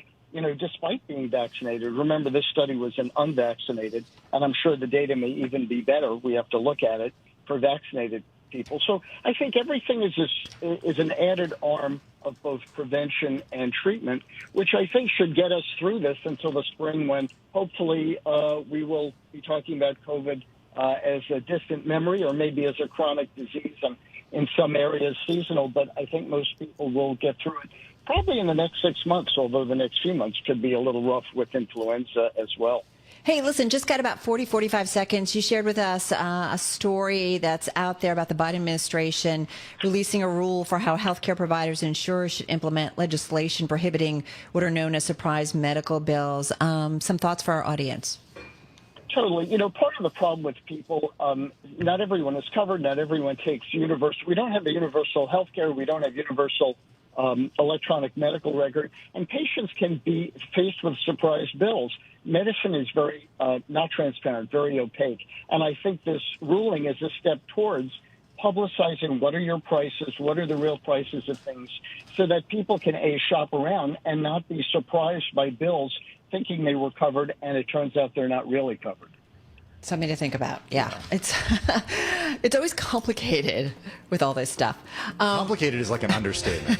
Okay. I mean, there are services that companies pay in order to help their employees navigate these things. Exactly. I remember my sister, who's involved in the medical world, and she'd just be like, the amount of time we've spent on figuring out coverage and working with health insurers, it was frustrating because of the time it took away from patients. Dr. Ian Lustbader, clinical professor of medicine at NYU Langone. Be well. Have a good weekend. This is Bloomberg Radio. This is a Bloomberg. If knowledge is power, the Bloomberg Terminal is your power up, connecting you to real-time financial data, market-moving news, powerful analytics, and an influential network of financial decision makers around the world. Share ideas, negotiate trades, and gain the insight you need to make more informed decisions. See how the terminal can take your workflow to the next level at Bloomberg.com/professional. Money Minute. Inflation is back with a vengeance. A closely watched inflation measure rose in August by the most in 30 years, 4.3% from a year ago. In that same report, the government said consumer spending rose nearly 1% in August. Major automakers are out with their third-quarter sales results, and most are ugly as shortages of computer chips and other parts slowed production. GM took the biggest hit, down 33%. Honda was down 11%. Nissan fell 10%. Virgin Atlantic is restoring 6 routes between the UK and the US as pandemic travel restrictions ease. Service from London Heathrow to San Francisco is the first to return, starting tomorrow. Economic optimism has Wall Street wrapping up a rough week on a positive note as we start the new month. The Dow Jones Industrial Average is up 469, the S&P 500 with a gain of 45, the Nasdaq up 76. Larry Kofsky, Bloomberg Radio. If I could be you, and you could be me for just 1 hour, if you could find a way to get inside each other's mind, walk a mile in my shoes. Walk a mile in my shoes. Walk a mile in my shoes. We've all felt left out, and for some, that feeling lasts more than a moment. We can change that. Learn how at belongingbeginswithus.org. Brought to you by the Ad Council. Walk a mile in my shoes. Introducing Bloomberg Quick Take. Our global stories take on tomorrow today. Watch live news on the events changing your business and your world, and go deeper with original shows on business, technology, politics, and culture. Don't settle for a news network built for yesterday. For a global view and an informed take, Bloomberg Quick Take. Now streaming free on Bloomberg.com/quicktake. Brought to you by Accenture, American Express, and AT&T Business. Where are today's real testing grounds for the latest innovation? Places where advancements in health, transportation, and business happen every day. Cities. Today, cities lead the way, taking local solves and turning them into global solutions. Now, introducing Bloomberg City Lab, a new platform covering the present and future of global cities. Learn more at Bloomberg.com/CityLab. Brought to you in partnership with Hyundai. Hi, I'm Danica Patrick. Watching my nieces grow, play, and learn is amazing, but not every child gets to be carefree. 1 in 6 kids in the U.S. are hungry. This breaks my heart, and it's something that Feeding America is working to change. Each year, the Feeding America network of food banks rescues billions of pounds of good food that would have gone to waste and gives it to families in need. To help, visit feedingamerica.org. Brought to you by Feeding America and the Ad Council. How are financial services firms managing in this new reality? Claire Santaniello, Managing Director at BNY Mellon's Pershing, explains. If the current times have taught us anything, it's the critical role that technology plays in client relationships. Global conditions have created a business imperative for firms to digitally transform the way they meet client needs and the way they work. Pershing's industry-leading technology enables you to adapt to the evolving ways your clients want to do business, now and in the future, and can help you build an even stronger digital client experience in a simpler, smarter, and safer environment. We have worked with clients of every size to transform their business.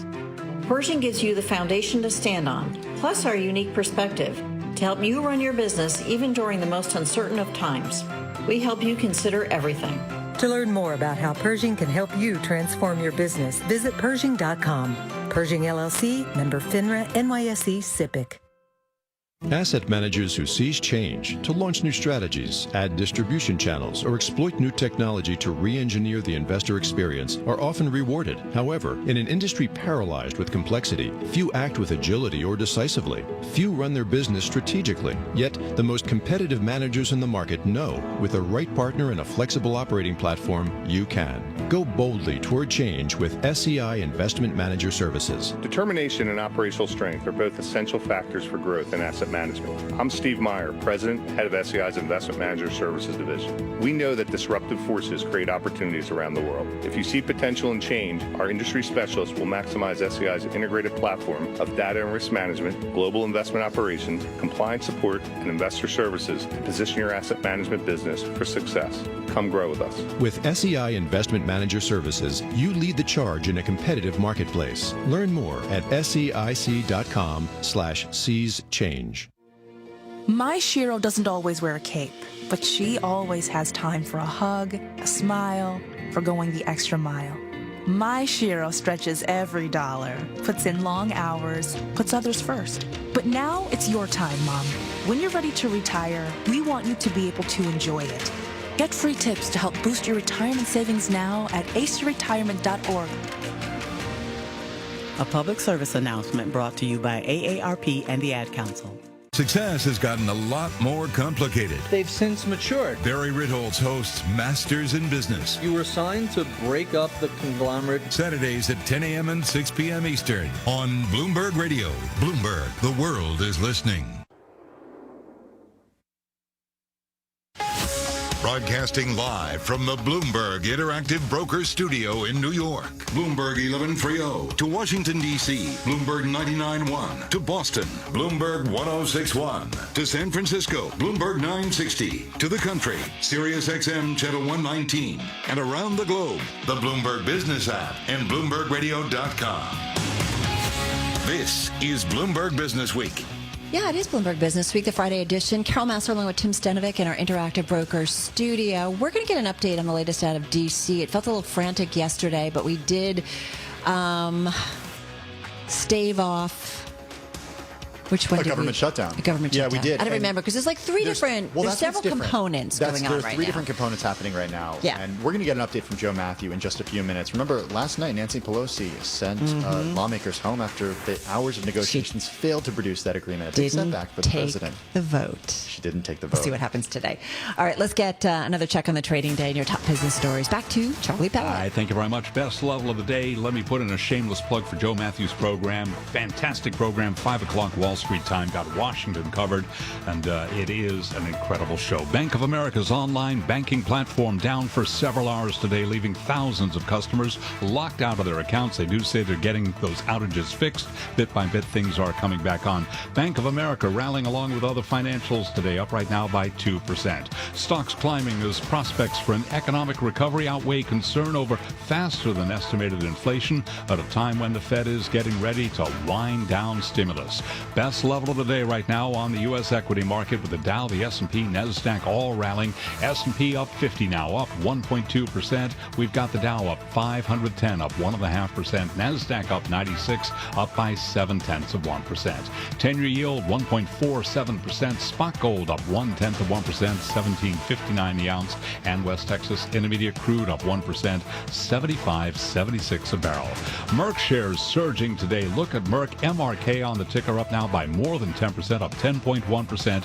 Biggest gain 12 years after the company's experimental pill slashed the risk of getting seriously ill or dying from COVID-19.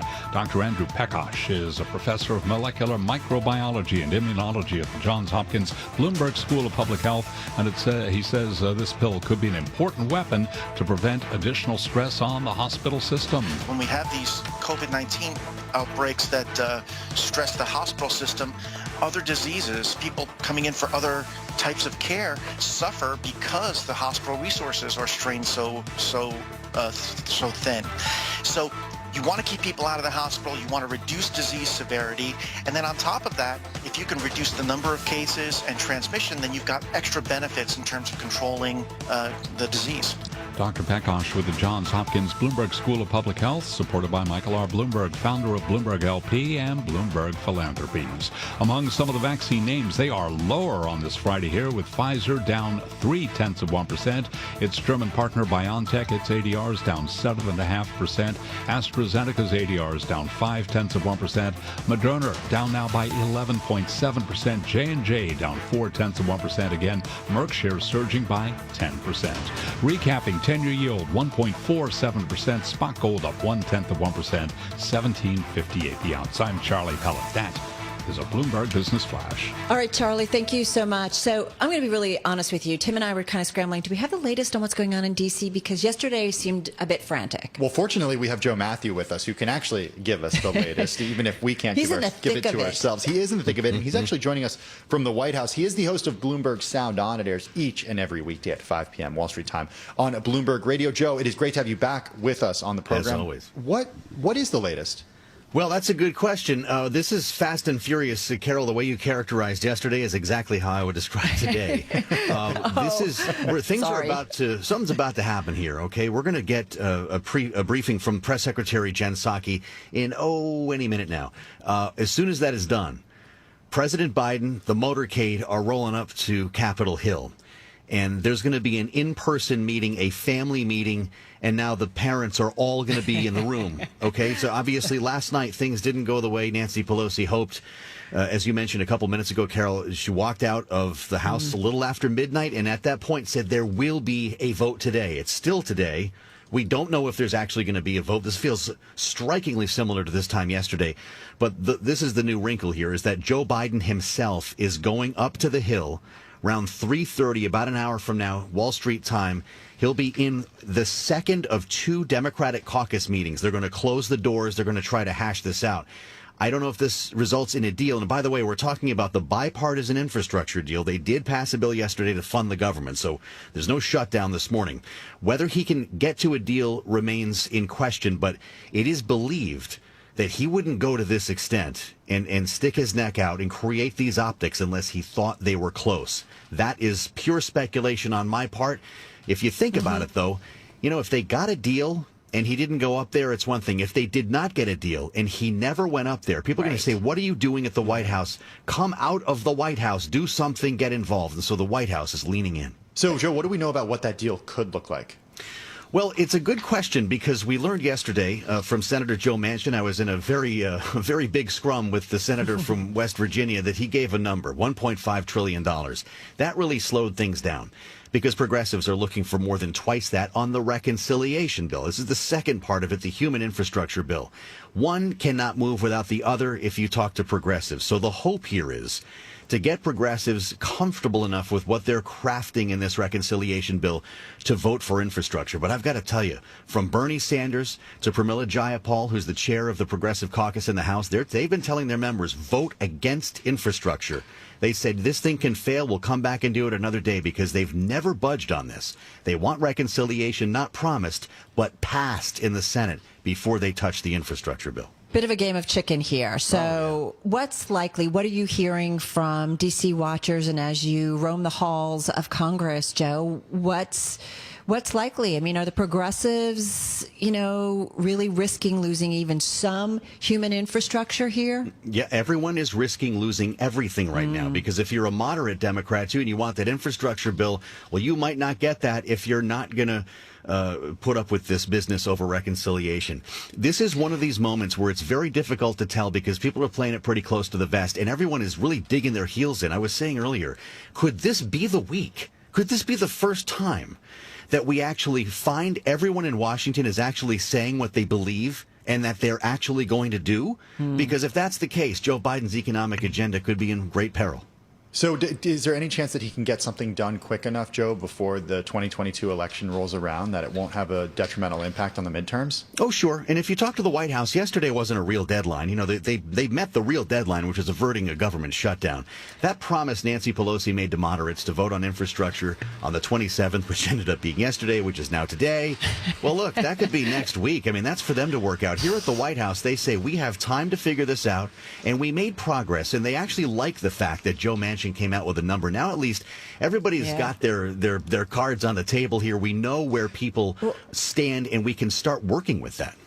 Just quickly, 5 seconds. Do we need to be on guard this weekend? Something could happen? If there's no deal tonight, it's a working weekend. There you go. All right. Lots of pizza, late night hours. I like the sound of that. Me too. You're the best. Joe Matthew, host of Bloomberg Sound On. You can catch that and more with Joe at 5 p.m. Wall Street time right here on Bloomberg Radio. Well, let's stay in Washington, D.C. and get a check of the latest world and national news. Nancy Lyons joins us with that. Hey there, Nance. Well, as Joe was mentioning, President Biden plans to talk to Democrats on their home turf today. He's taking his arguments in favor of the bipartisan infrastructure bill and his broader social spending package to Capitol Hill. Congresswoman Pramila Jayapal heads the Congressional Progressive Caucus. She says it's important that the president is talking with them directly. Is deeply engaged in trying to iron out these differences, and I'm grateful to him for his leadership. Jayapal does concede that the $3.5 trillion top-line figure for the Biden agenda bill may be reduced in order to get everyone on board. A federal judge today did not issue a ruling, but did question Texas officials on why they went to such great lengths to craft an abortion law intended to hinder judicial oversight. U.S. District Judge Robert Pittman held a 3-hour virtual hearing on a request by the Justice Department to block the law that bans abortions once cardiac activity is detected, which is usually around 6 weeks. Many women might not even know they're pregnant at that time.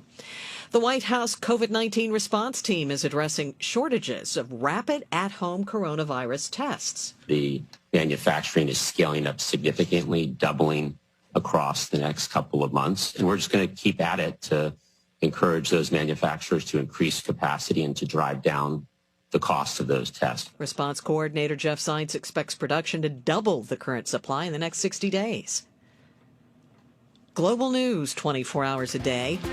On air and on Bloomberg Quick Take, powered by more than 2,700 journalists and analysts in more than 120 countries.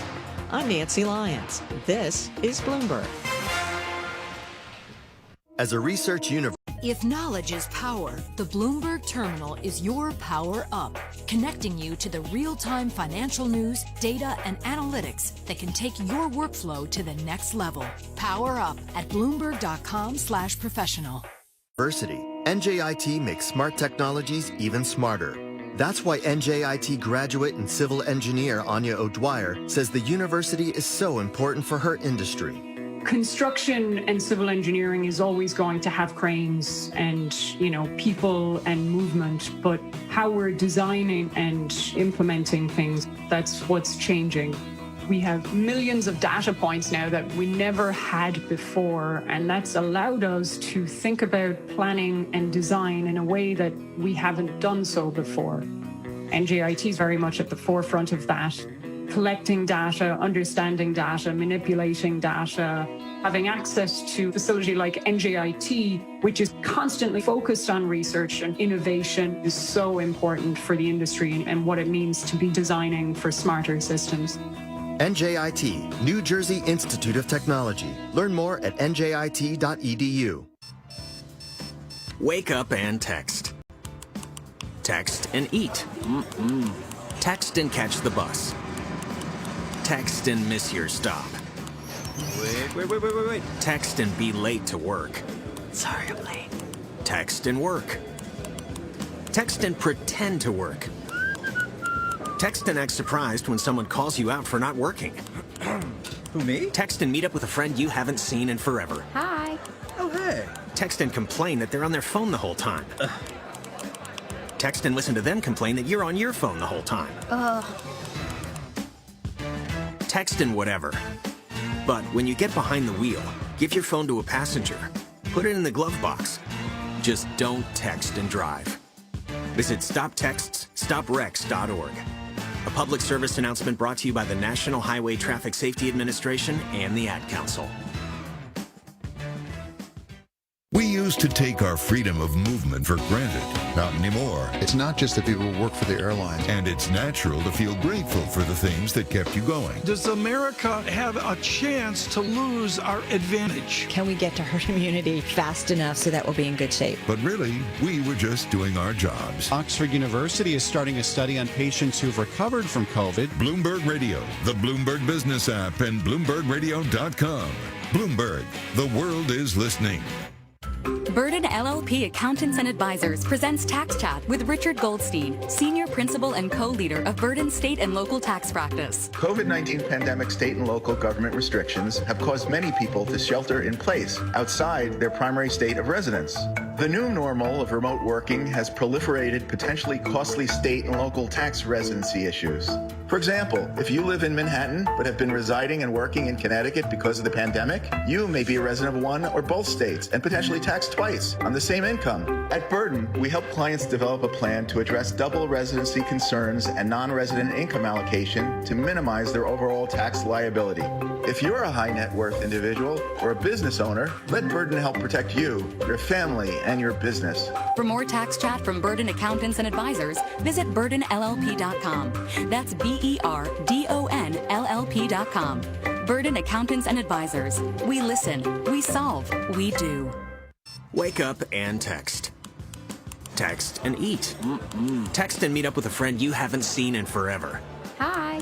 Oh, hey. Text and complain that they're on their phone the whole time. Text and listen to them complain that you're on your phone the whole time. Text and whatever. But when you get behind the wheel, give your phone to a passenger. Put it in the glove box. Just don't text and drive. Visit StopTextsStopWrecks.org. A message from NHTSA and the Ad Council. Accounting professional Liam Cohen, CPA, a trustee of the Jewish Communal Fund, and Sephardic Beaker Holem, talks about why he uses JCF's donor-advised fund and recommends JCF to his clients. JCF is an organization that I've worked with for many years, both personally and in my accounting practice. The ease of giving and managing my donations through their website is very effective. Using it for tax planning and managing all of my charitable giving through one place. JCF's endowment helps support Jewish organizations throughout the tri-state area, and that's very important to me and my clients. JCF's donor-advised fund is the smarter way to give back. Let Jewish Communal Fund maximize your clients' charitable deductions and streamline their charitable giving. Since JCF handles all the administration, get started now at jcfny.org or call 212-752-8277. We have a gift for giving.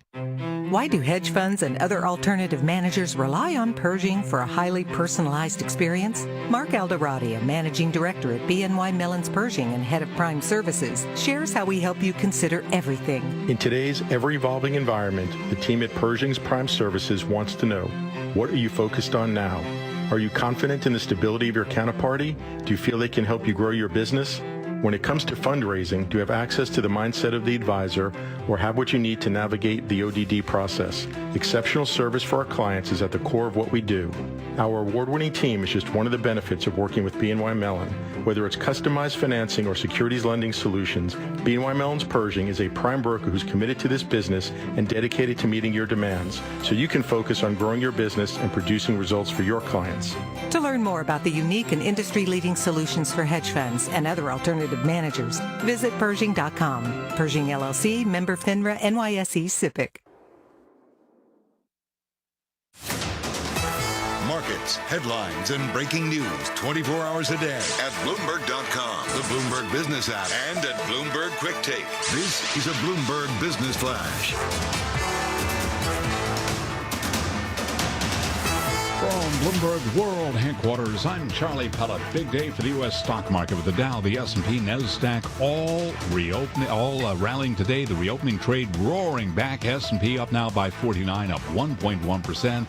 The Dow up 490, have been up 500, up now by 1.5%. NASDAQ up 104, a gain of 0.7%. Stocks are rallying as prospects for an economic recovery outweigh concern over faster than estimated inflation at a time when the Fed is getting ready to wind down stimulus.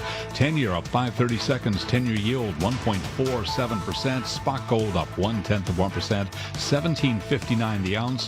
Bitcoin is surging 9.9%, 47,754 right now for Bitcoin. And crude, West Texas Intermediate up 1%, 75.76 a barrel. So again, recapping here, we've got the S&P up 49, up 1.1%. The Dow up 1.5%. NASDAQ up 0.7%. Big move higher today for Merck, promising results for its experimental COVID-19 pill, fueling a rally for airlines, cruise operators, and hotels. Merck shares up now by 9.5%. I'm Charlie Pellet. That is a Bloomberg Business Flash. All right, Charlie, thank you. Well, this is among our most read on the Bloomberg today. It's something we were talking about on our planning call this morning. It's also in the new issue of Bloomberg Business Week magazine, out now online and on the Bloomberg. Tim, is about Atlanta's wealthiest and whitest district. Joel. Joel Weber is editor at Bloomberg Business Week. He's with us in the Bloomberg Interactive Broker Studio. Also joining us from Atlanta is Brett Pulley, Atlanta bureau chief for Bloomberg News. He's on the phone in Atlanta. Joel, how can the wealthiest district of the city of Atlanta secede to create its own new city? Well, we're going to find out. But this process is actually kind of underway, and there's a number of loopholes they've had to jump through already to attempt to do this. This neighborhood is called Buckhead, and Buckhead would effectively attempt to de-annex from the city. And Brett, why would they even want to do that? What's going on? Well, it's an interesting thing. I think it's a combination of things. Without a doubt, there's been a really dramatic increase in violent crime, which has also happened in a number of large cities around the country as we've struggled to emerge from the pandemic. So that's first and foremost, I think, is the thing that's really giving this legs. And of course, it hasn't since it was organized earlier this year, the Buckhead City movement. It's really picked up steam. It's almost as if with each crime that's committed in the area, more money comes in. This organization has raised, they say now, nearly $1 million. So it's gotten real legs. And also, the state legislature has agreed to consider it when they come back in the spring. Now, of course, that's after the mayor's race. There will be a new mayor in Atlanta this fall. But they consider it, and then if they do indeed pass this bill, then it goes up for a vote next fall. So, Brett, I'm glad you brought up politics, because how does the growing and impactful black political class feel about this? Yeah, it's a great question. I mean, as you know, one of the things about Atlanta, one of the unique things, I think, is that, Atlanta has been involved for many years, really in this movement, right, to empower African Americans. And, the city has had a black mayor now, since 1973, when Maynard Jackson was first elected mayor. And today, a mostly black cast of elected officials is in charge of, what is the largest city in the South, and has this really high concentration of Fortune 500 company headquarters, et cetera. So it strikes right at the heart of that power base, because much of Atlanta's, or a critical mass of Atlanta's white population is in that area of Buckhead, which would become, if they did indeed de-annex Buckhead City. It's a really wealthy area, especially compared to Atlanta. About half of households there have an income over $100,000 a year, versus in Atlanta, as you point out, which is just about 30% of households there. What's the tax hit that the city of Atlanta could take? What are the economic implications for the city of Atlanta if this were to happen? Yeah, no, without a doubt, it would absolutely strike at the city's revenue base. There's what we call an exact number.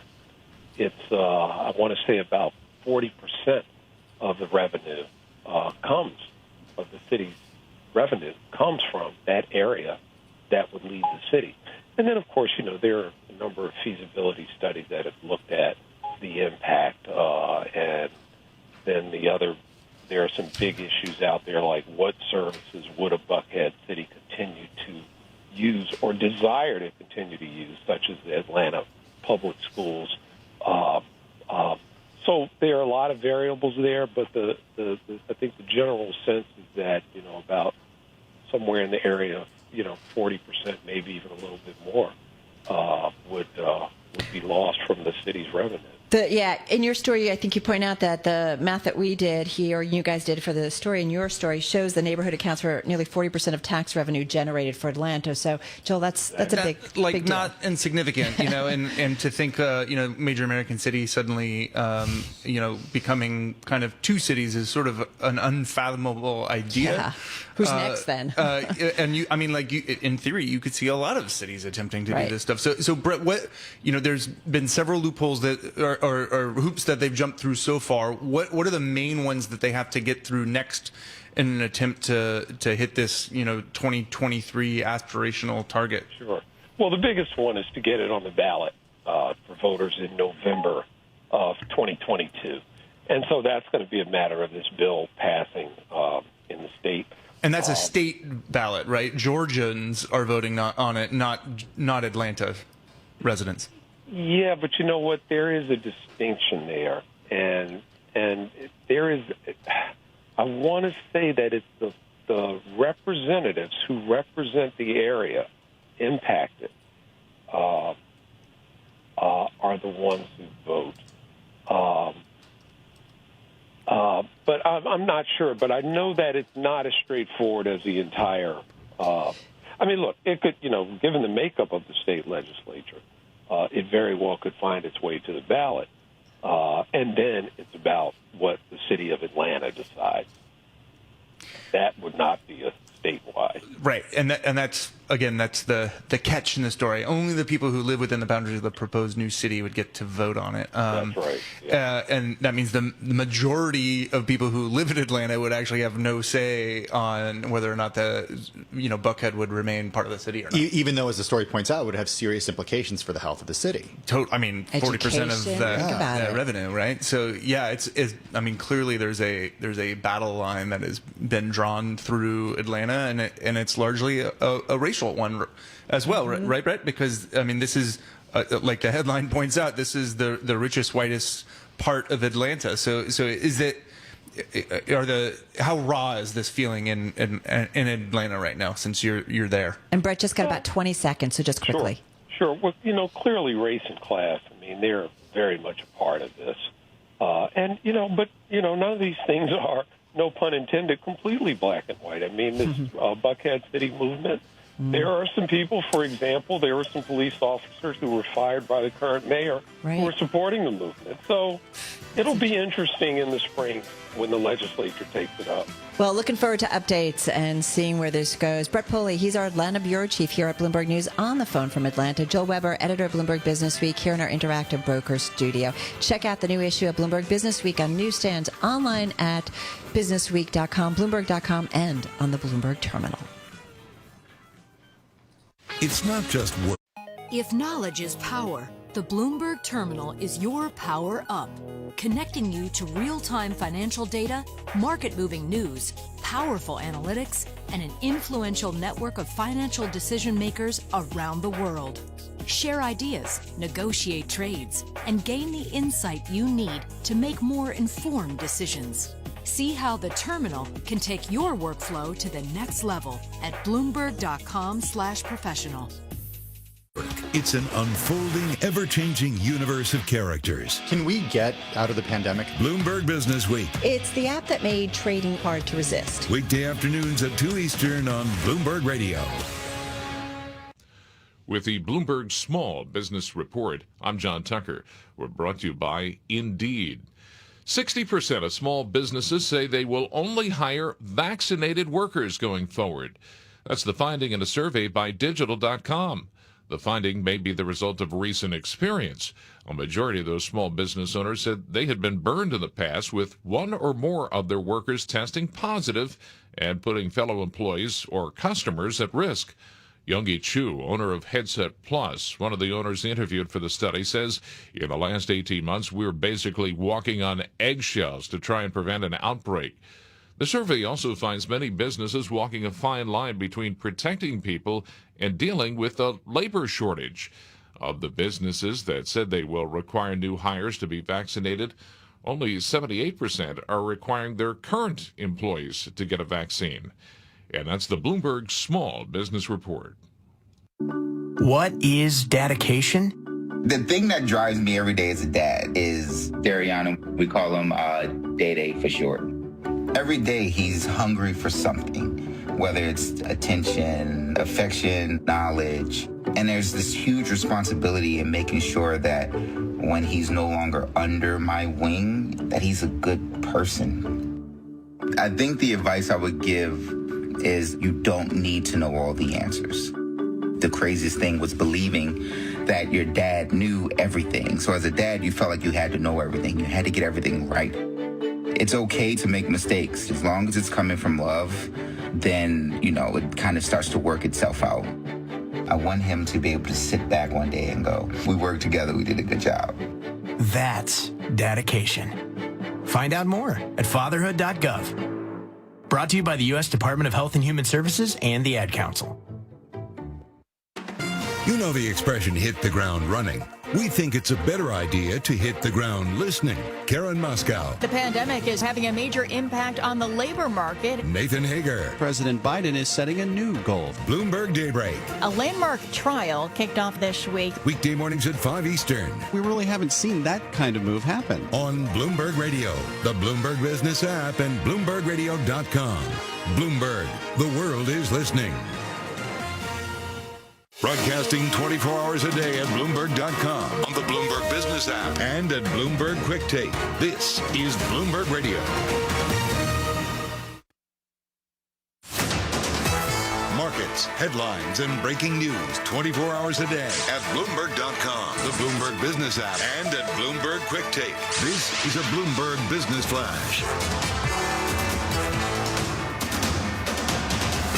From Bloomberg World Headquarters, I'm Charlie Pellet. We move into the final hour of trading on this first trading day of the fourth quarter. It's a Friday, October 1st. The Dow, the S&P, NASDAQ, all pushing higher. But first, we begin with this headline from the Bloomberg Professional Service. U.S. CLO sales hitting a record $130.7 billion amid buyout loan boom. That headline from the Bloomberg. The reopening trade roaring back today with the S&P up 56, up now by 1.3%. The Dow up 550, now up 1.6%. NASDAQ surging 125 points, up now by 0.9%. And the NASDAQ 100 index up 0.7. Broad-based rally. Russell 2000 up 2%. Dow Transports up 2.2%. Bitcoin surging 9.9%, 47,749 on Bitcoin. 10-year up 6/30 seconds. 10-year yield right now 1.46%. Gold, little changed, up less than 0.1%, up $1.50 the ounce to $17.58. And West Texas Intermediate crude up 0.8%, $75.67 a barrel. President Biden has signed a stopgap spending bill to keep the government open till December, but Congress still needs to act on the debt ceiling, or the government could default as soon as 17 days. Experts think that will not happen, but former Treasury Secretary Larry Summers says there is always a chance. People who play games of chicken never plan to crash their cars and die, but occasionally they do. And that's the risk in this thing. And I hope people will find a way to recognize reality. Hear more from Larry Summers later today on Bloomberg Wall Street Week, 6 p.m. Eastern on Bloomberg Radio and Television. Merck shares posting their biggest gain in 12 years after the company's experimental pill slashed the risk of getting seriously ill or dying from COVID-19. Merck up now by 9.4%. I'm Charlie Pellet. That is a Bloomberg Business Flash.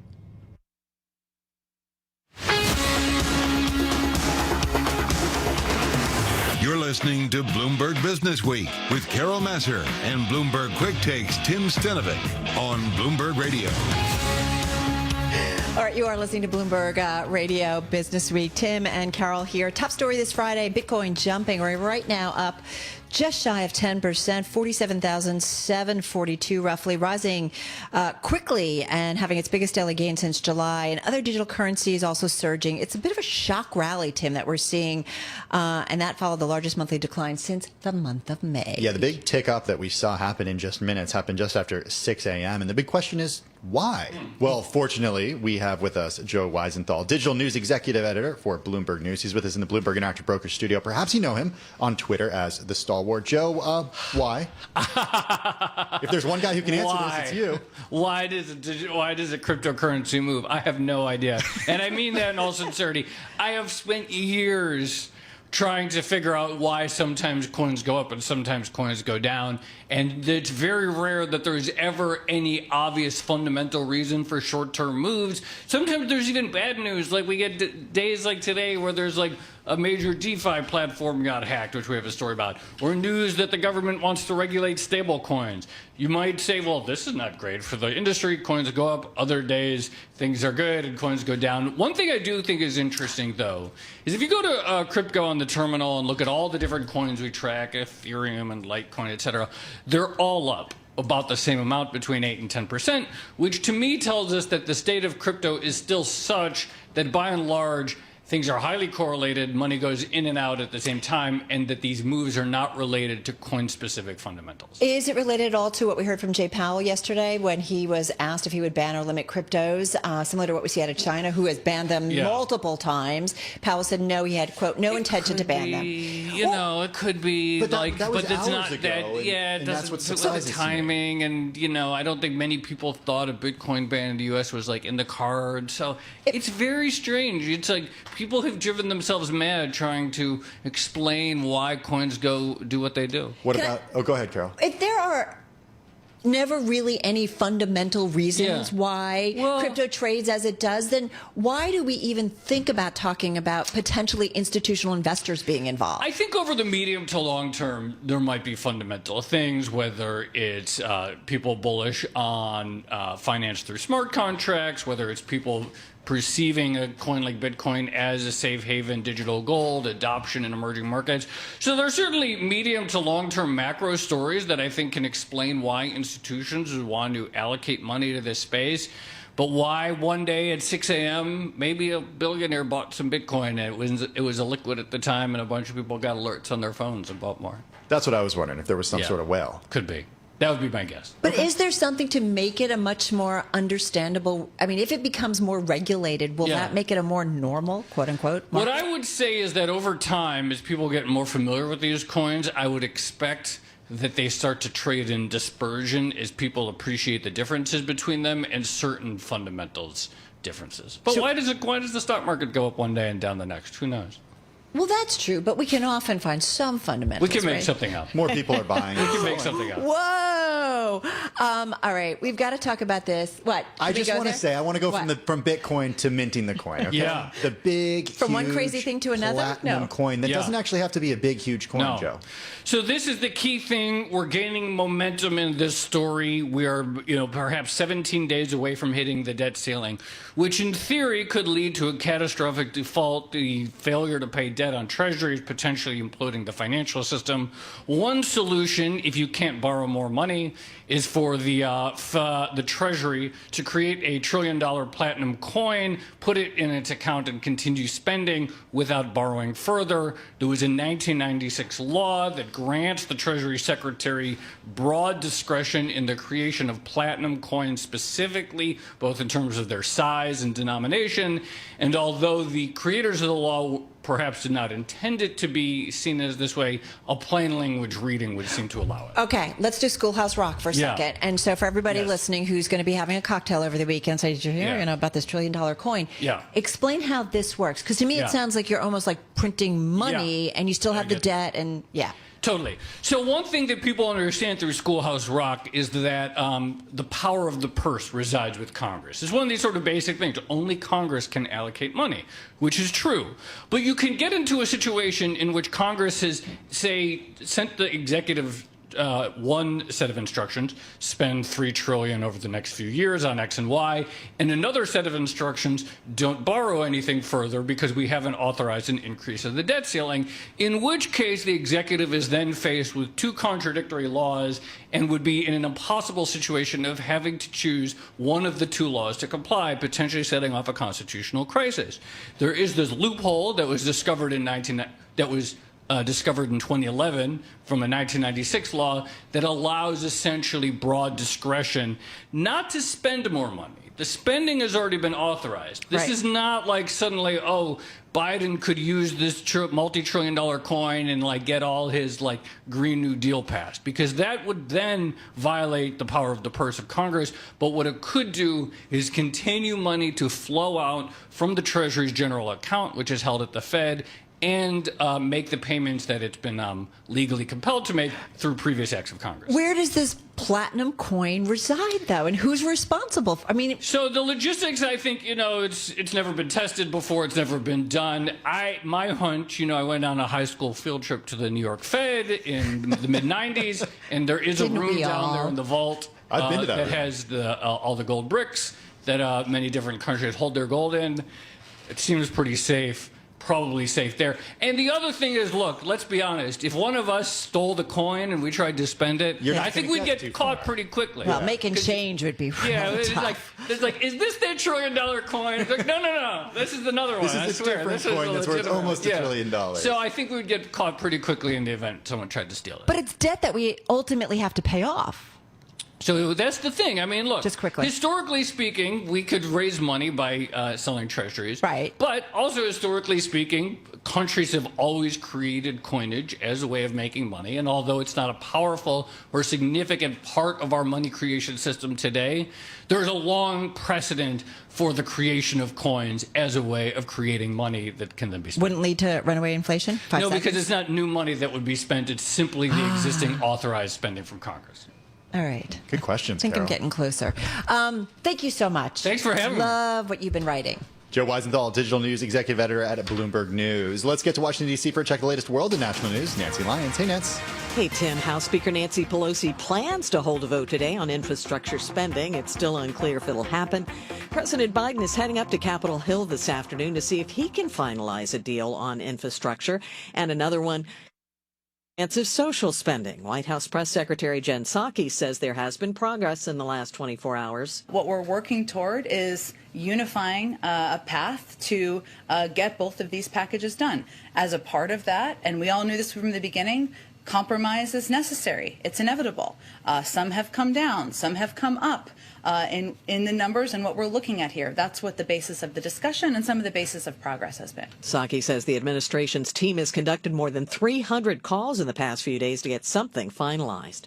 Merck says it's planning to seek emergency authorization for an experimental pill that a study shows slash the risk of getting seriously ill or dying from COVID-19. The pill, if approved, could eventually yield a simple way to treat many virus patients before they ever reach the hospital.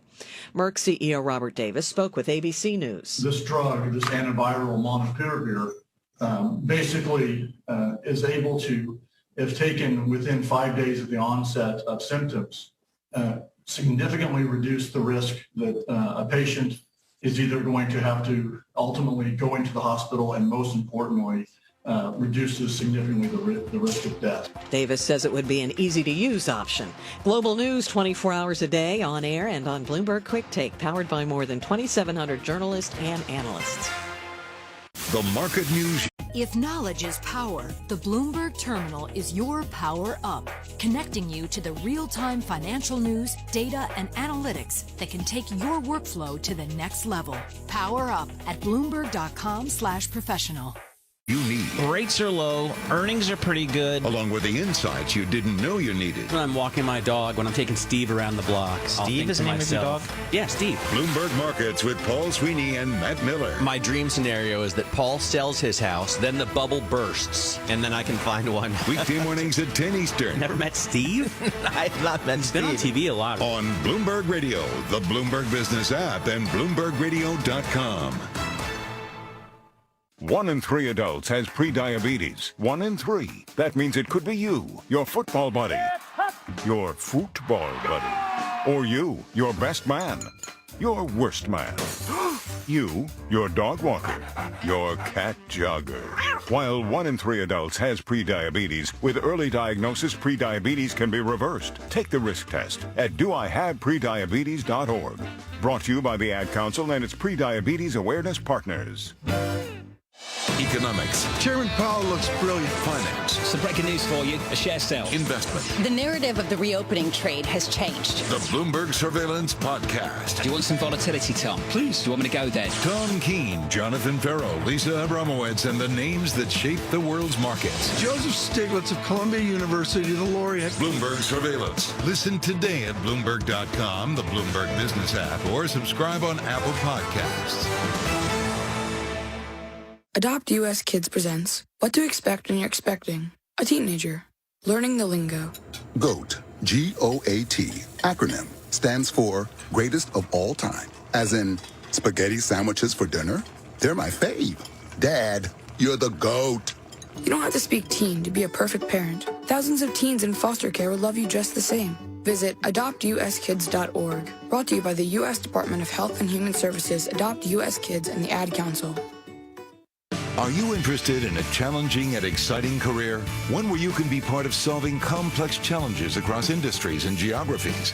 Bloomberg's ever-expanding technology, data, news, and media services foster innovation, empower clients, and offer nearly limitless opportunities for career growth. Visit Bloomberg.com/careers today to view our current job opportunities. Bloomberg LP is an equal opportunity employer. The address once again is Bloomberg.com/careers. When was the last time you felt fully informed on world and economic affairs? Is GDP catching up with the zeitgeist, or are we going to have to catch up with a boom economy? That might have been it. Is that a move that's accompanied by better bank stock performance? Tom Keene, Jonathan Ferro, and Lisa Abramowitz. It strikes me the degree of policy uncertainty for economists to factor in. Bloomberg Surveillance, weekday mornings at 7 Eastern on Bloomberg Radio, the Bloomberg Business app, and BloombergRadio.com. And Mama, how you feeling? Great, and I'm ready for you today. I'm checking in on you. Morning meditation? Check. Dressed and ready to work out? Check. Check your blood pressure yet? And check. Boom! Great job, Mom. And about those gold earrings? No, ma'am. Now more than ever, it's important that we protect our hearts and the hearts of those we love. Monitor your blood pressure daily and help each other stay motivated. Rally your squad to take the online pledge at releasethepressure.org. Brought to you by the Release the Pressure Coalition and the Ad Council. Asset managers who seize change to launch new strategies, add distribution channels, or exploit new technology to re-engineer the investor experience are often rewarded. However, in an industry paralyzed with complexity, few act with agility or decisively. Few run their businesses strategically, yet the most competitive managers in the market know with the right partner and a flexible operating system, you can. Go boldly toward change with SEI Investment Manager Services. Determination and operational strength are both essential factors for growth in asset management. I'm Steve Meyer, President and Head of SEI's Investment Manager Services Division. We know that disruptive forces create opportunities around the world. If you see potential in change, our industry specialists will maximize SEI's integrated platform of data and risk management, global investment operations, compliance support, and investor services to position your asset management business for success.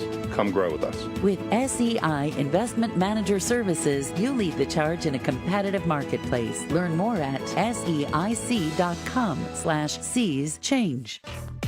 There are a lot of ways to look at the world right now. Interesting that you've got an overweight on Hong Kong. And the more of them you can access, the better. What has to be his strategy? Perspective. Who's doing school best? Clarity. How do we get it so that the benefits get to everybody? Expertise. He seems to have exactly the right combination. It's character plus policy. Bloomberg Radio, the Bloomberg Business app, and BloombergRadio.com.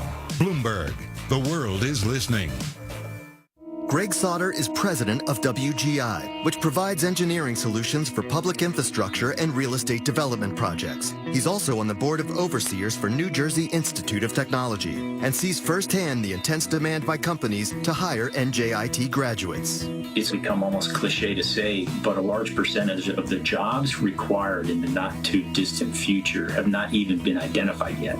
What that means is we need graduates with problem-solving skills and an understanding of technology, technological dexterity to be the leaders and innovators of the future. NJIT is rising to that challenge. It's not just about the engineering and the science, but it's also about the application of those in problem solving. Understanding how to apply is something that NJIT is outstanding at, and that's one of the reasons that their student body, that their graduates are sought after.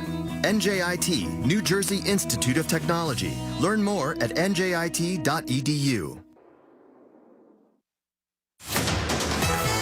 markets, headlines, and breaking news 24 hours a day at Bloomberg.com, the Bloomberg Business app, and at Bloomberg Quick Take. This is a Bloomberg Business Flash. From Bloomberg World headquarters, I'm Charlie Pellet. Best level of the day right now for the U.S. stock market. 43 minutes to go ahead of the closing bell on this Friday, first trading day of the fourth quarter. Let's head right over to the First Word breaking news desk for today's afternoon call. Here he is, Bill Maloney. And good afternoon, Charlie. That's right. U.S. stocks are surging after a slow start, helped by that news coming out of Merck. The Dow's currently up 614 points.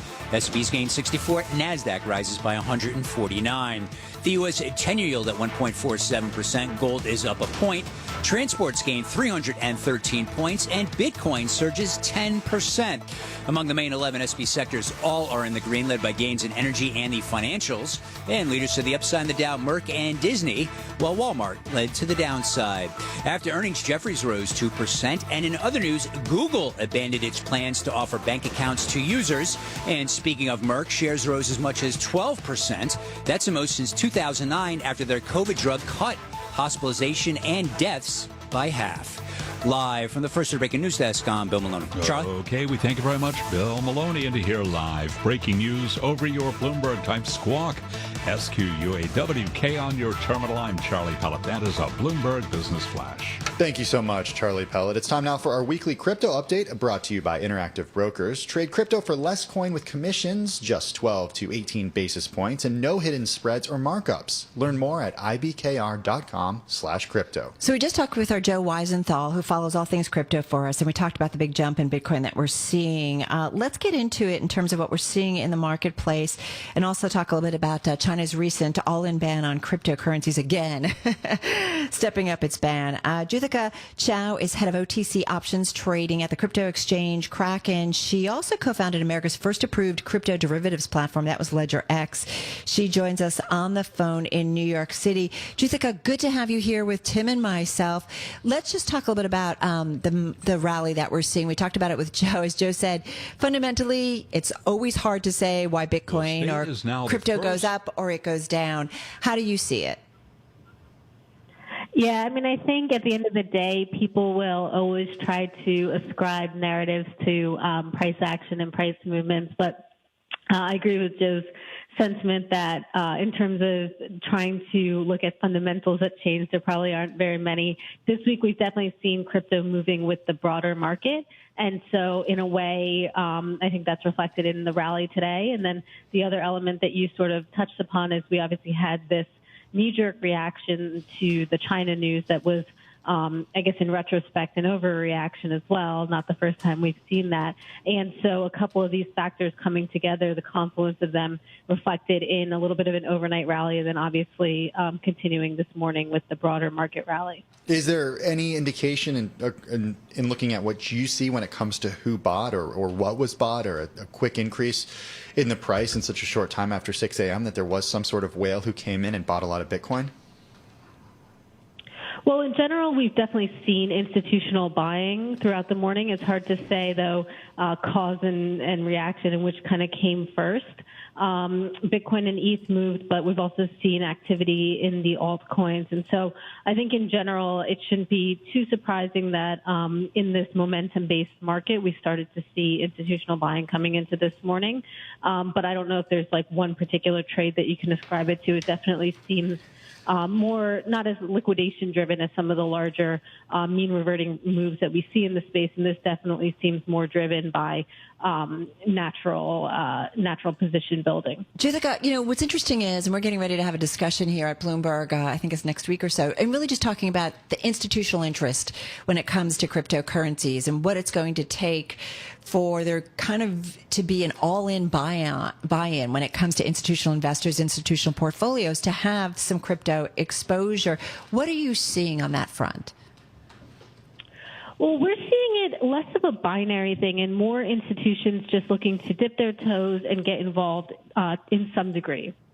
So even when crypto and Bitcoin sold off in May and June, we never really saw the institutional demand abate. They were just still looking to have some exposure. And in general, we're seeing institutions come for Bitcoin and ETH, but also to allocate some of their portfolio to altcoins, Solana, Cardano. We're seeing some of the other blockchains become part of the institutional narrative. And a little bit of those who are trading around are looking to allocate maybe back and forth between Bitcoin and ETH into the alts and back again.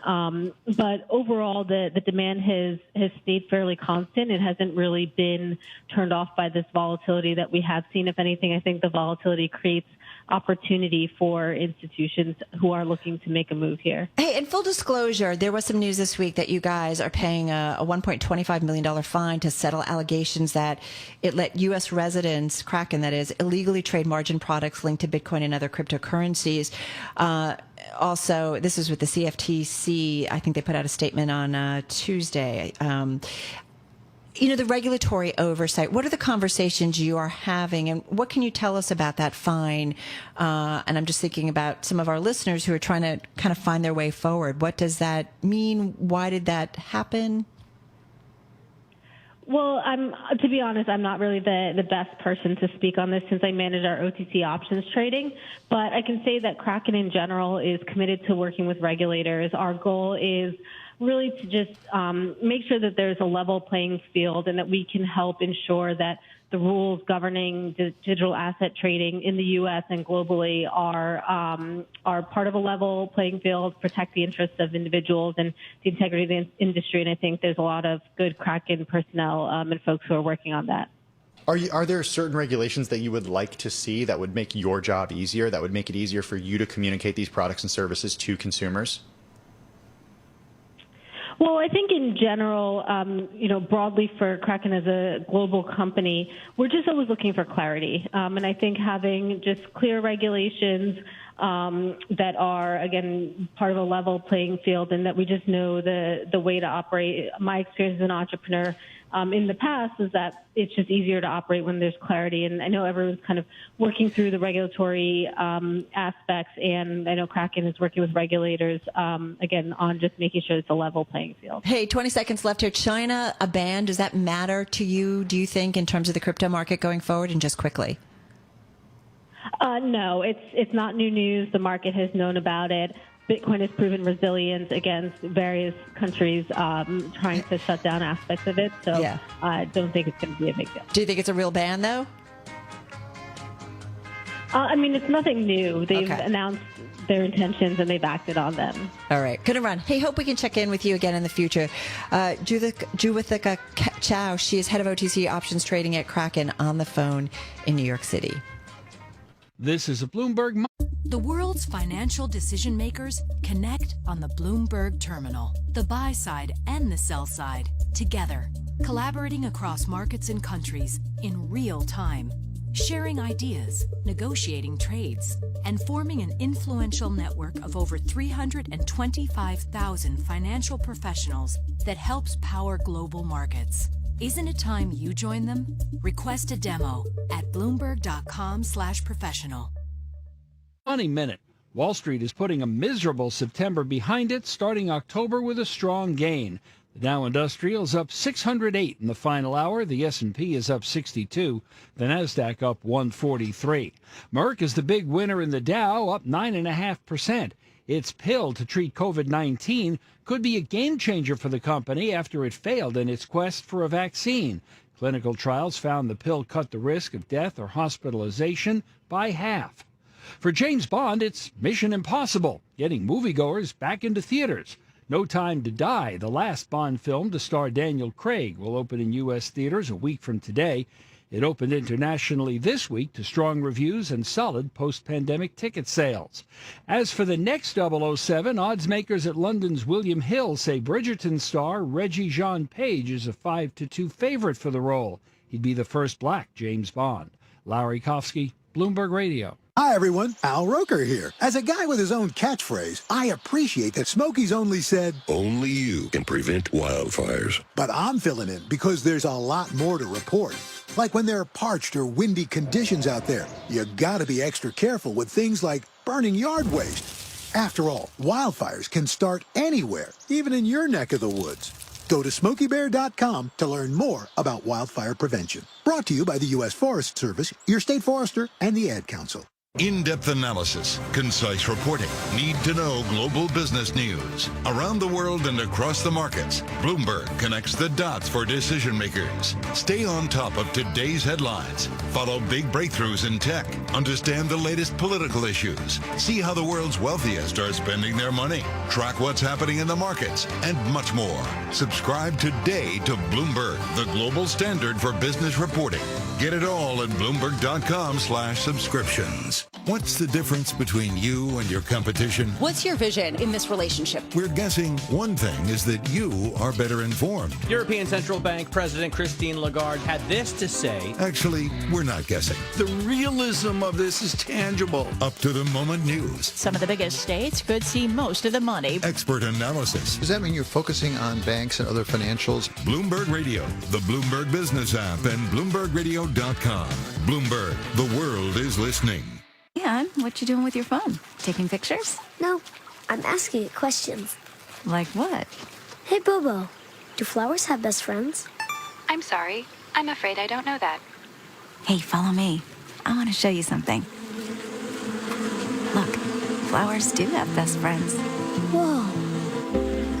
Some answers can only be found in nature. Discover the unsearchable. Visit discovertheforest.org to find a trail near you. Brought to you by the United States Forest Service and the Ad Council. Burden LLP Accountants and Advisors presents Tax Chat with Mayor Mintz, partner and co-leader of Burden's real estate practice. Whether it's because of the COVID-19 pandemic or not, it is essential for anyone negotiating a deal to understand the underlying economic assumptions and the current market. From buying or selling assets to forming a joint venture, it's important to work with a sophisticated tax advisor who understands how the changing tax law may impact the structure of the deal. At Burden, we leverage our more than 100 years of transactional experience to help guide clients through the complexities of these structures and ensure that they understand any potential tax impact. If you're a high net worth individual or business owner, let Burden help protect you, your family, and your business. For more Tax Chat from Burden, visit BurdenLLP.com. That's BERDONLLP.com. Burden Accountants and Advisors. We listen, we solve, we do. Hey, Dad, your prescription will be ready in just a minute. Hey, Dad, your laundry will be ready in just a minute. Dad, your lunch will be ready in just a minute. Hey, honey, why don't you take a minute? When you help care for a loved one, you give them as much time as you can, making sure they're safe and comfortable. But it's just as important that you take some time for yourself. At AARP, we can help with information and useful tips on how you can maintain a healthy life balance, care for your own physical and mental well-being, and manage the challenges of caring for a loved one. Because the better care you take of yourself, the better care you can provide for your loved one. Thanks, Dad. Thank you. You're there for them. We're here for you. Find free care guides to support you and your loved one at aarp.org/caregiving. That's aarp.org/caregiving.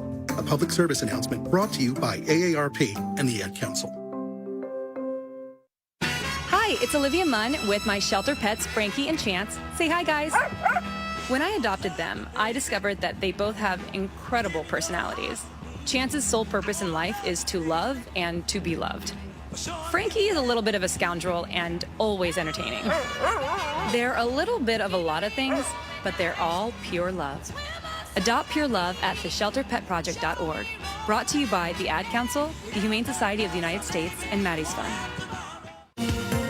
As the world grows smaller, I want to focus first on U.S.-China relations. Our reporting goes deeper. You're looking at huge impact in Philippines. Bloomberg Daybreak Asia, Sunday night at 6 Eastern on Bloomberg Radio.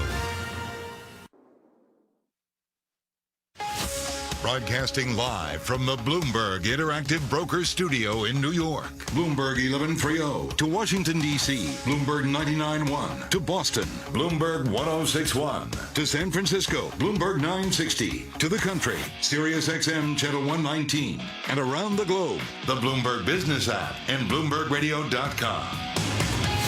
This is Bloomberg Business Week.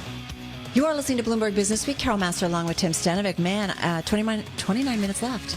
This day's kind of flying. Yeah, this day's flying. The week kind of flew, actually, even though it was went from the third quarter to the fourth quarter. By the way, fourth quarter's off to a tearing, rip-roaring start. We were just looking at small caps. They're really on a tear today. That economic reopening really at the heart of today's trade. We're going to get to that in just a moment. Though, coming up, we're going to talk about that news yesterday. We talked about J.P. Morgan Chase being shut out of underwriting municipal bond deals in Texas. It's not just J.P. Morgan. No, it's happening to other banks as well. We're going to get the latest from Amanda Albright, municipal finance reporter, in just a few minutes. In the meantime, a check of what's going on with that trading day. Hey there, Charlie. Well, hello there. J.P. Morgan Chase shares, they're up 2.3% right now. We've got Citigroup higher by 1.8%. This update is brought to you by SEI. Visionary asset managers find opportunity where others are challenged. Exploit disruption's potential with SEI's global operating platform. Find out how at SEIC.com/IMS. Carol's mentioning the Russell 2000 up now by 1.9%. Broad-based rally here. Dow Transport's up 2%. NASDAQ 100 index up 0.7%. NASDAQ Composite index up now by 0.8%. Stocks are climbing as prospects for a pickup in growth outweigh concern over inflation pressures at a time when the Fed is getting ready to wind down its pandemic-era stimulus. Investors also keeping an eye on developments out of Washington. S&P right now up 53. That is a gain of 1.2%. The Dow up 525, up now by 1.6%. NASDAQ up 119, up by 0.8%. 27 minutes to go ahead of the closing bell. Stocks are trading near session highs. We've got the 10-year yield 1.47%. Gold virtually flat on the day right now, $17.57 the ounce, up just 56 cents. West Texas Intermediate crude up 0.8%, $75.60 a barrel. Big move for Merck. Shares up now by 9.4%, biggest gain in 12 years. The company's experimental pill slashed the risk of getting seriously ill or dying from COVID-19. Dr. Andrew Pekosh is a professor of molecular microbiology and immunology at the Johns Hopkins Bloomberg School of Public Health. He says this could be an important weapon to prevent stress in the hospital system. Taking it early, and this is the critical thing about antivirals, you have to identify this early, and that's why I think targeting antivirals to vulnerable populations makes a lot of sense. If you are over 65, if you have a medical condition that predisposes you to severe COVID-19, if you get that positive COVID-19 test, you want to start getting an antiviral right away to change the course of the disease. Dr. Pekosh with the Johns Hopkins Bloomberg School of Public Health, which is supported by Michael R. Bloomberg, founder of Bloomberg LP and Bloomberg Philanthropies. Interestingly, we're looking at a down day for the vaccine stocks. Pfizer, though, just turning higher, barely up by 1 cent. Little change there, but BioNTech, its German partners, its ADRs down 5.2%. AstraZeneca's ADRs down 0.3%. The real damage, Moderna, lower now by 10%. J&J, Johnson & Johnson down 0.3. Merck, meanwhile, up 9.4%. Recapping 10-year yield 1.47%. S&P up 1.3%. And that is a Bloomberg Business Flash. All right, Charlie, thank you so much. And we are just coming off our best levels of the day. So this story broke yesterday afternoon. If you were listening to us, you heard us go through it. J.P. Morgan Chase being shut out of underwriting muni bond deals in the state of Texas. Today, Amanda Albright reporting on how Wall Street's 3 biggest muni bond underwriters have seen business grind to a halt in Texas. So we're talking about Tim, B of A, Citi, and J.P. Morgan. Amanda Albright is municipal finance reporter at Bloomberg News. She joins us now on the phone from our New York bureau. Amanda, for people who aren't caught up to speed on what exactly is happening with Texas and with the muni business of these banks, take us through it. Yeah, well, thanks for having me. So earlier this year, as part of kind of a flurry of legislative activity in Texas, a law passed that's called Senate Bill 19, and it was, we covered it at the time, and it just kind of went into effect September 1st, and we're starting to see the ramifications of this play out for the banks. So essentially, the intent of this legislation is to target companies that have enacted policies or practices or have guidance on the books that restricts, or in the words of this law, discriminates against the firearm industry or firearm entities. So we're starting to see this play out, especially in the muni market, where Texas represents a very big market for banks in terms of bond underwriting. So this month, these 3 banks have not underwritten any muni sale, which is very unusual. and that's kind of the first sign of this legislation really having an impact on their muni businesses. Bank of America, Citi, JP Morgan holding their ground and saying we're not going to change what we do? So it's complicated. So Citi is saying that they still are trying to, keep the muni business alive in the state, but it sounds like they're still trying to figure out how to navigate this legislation.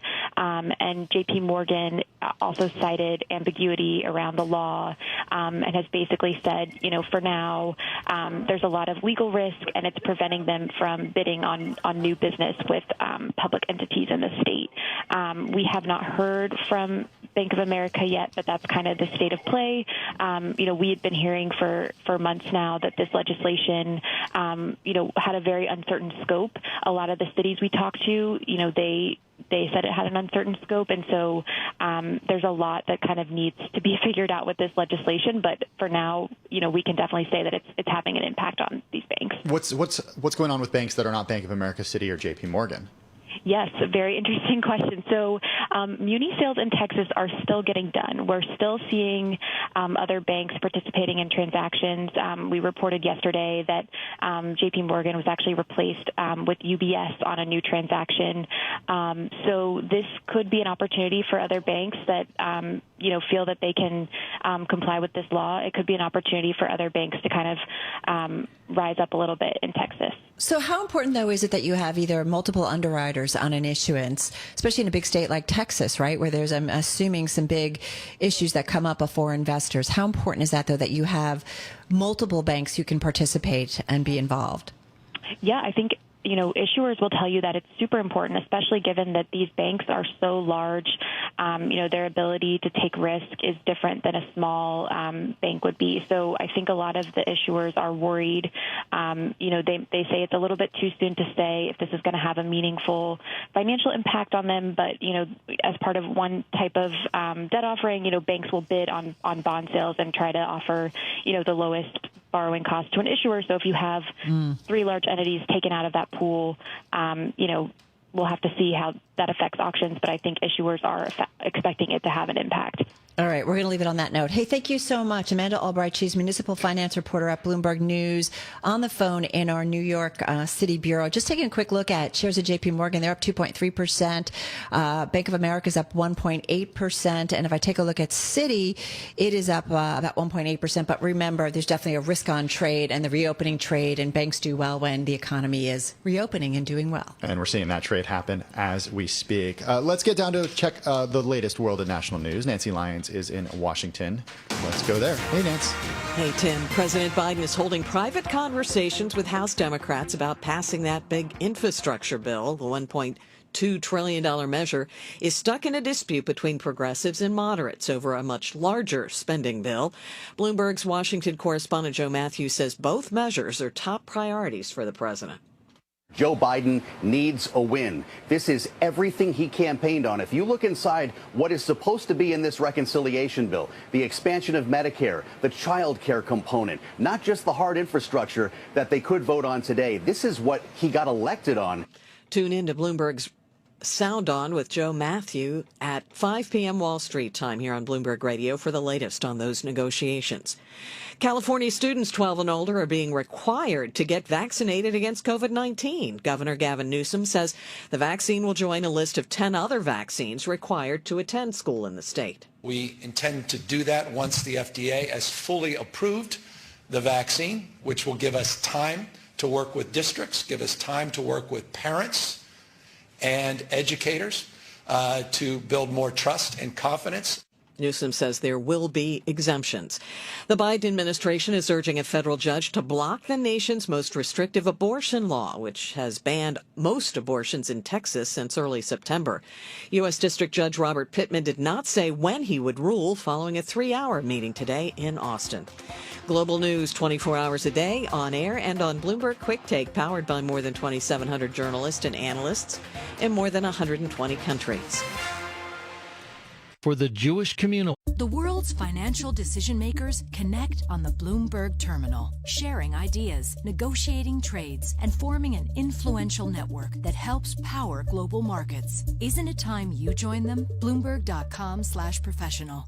Fund. Barbara Novick, investment professional and philanthropist. I think JCF has one of the best funds out there. It's very reasonable in its pricing. It's very flexible in its investments. And I give them an A+ for client service. A fund may be opened with a $5,000 contribution of cash or appreciated securities and can be used as an alternative to a private foundation. At any time, you may suggest which charities you would like to support and in what amounts. Choose from the menu of high-rated investment options, and your charitable fund can earn tax-free income. It's a very client-centric organization. They have a very user-friendly website, and I find they make my life easier. Let the Jewish Communal Fund be your personal connection to charitable giving. Open a JCF fund now to lock in this year's tax deduction. Call 212-752-8277, 212-752-8277, or visit jcfny.org.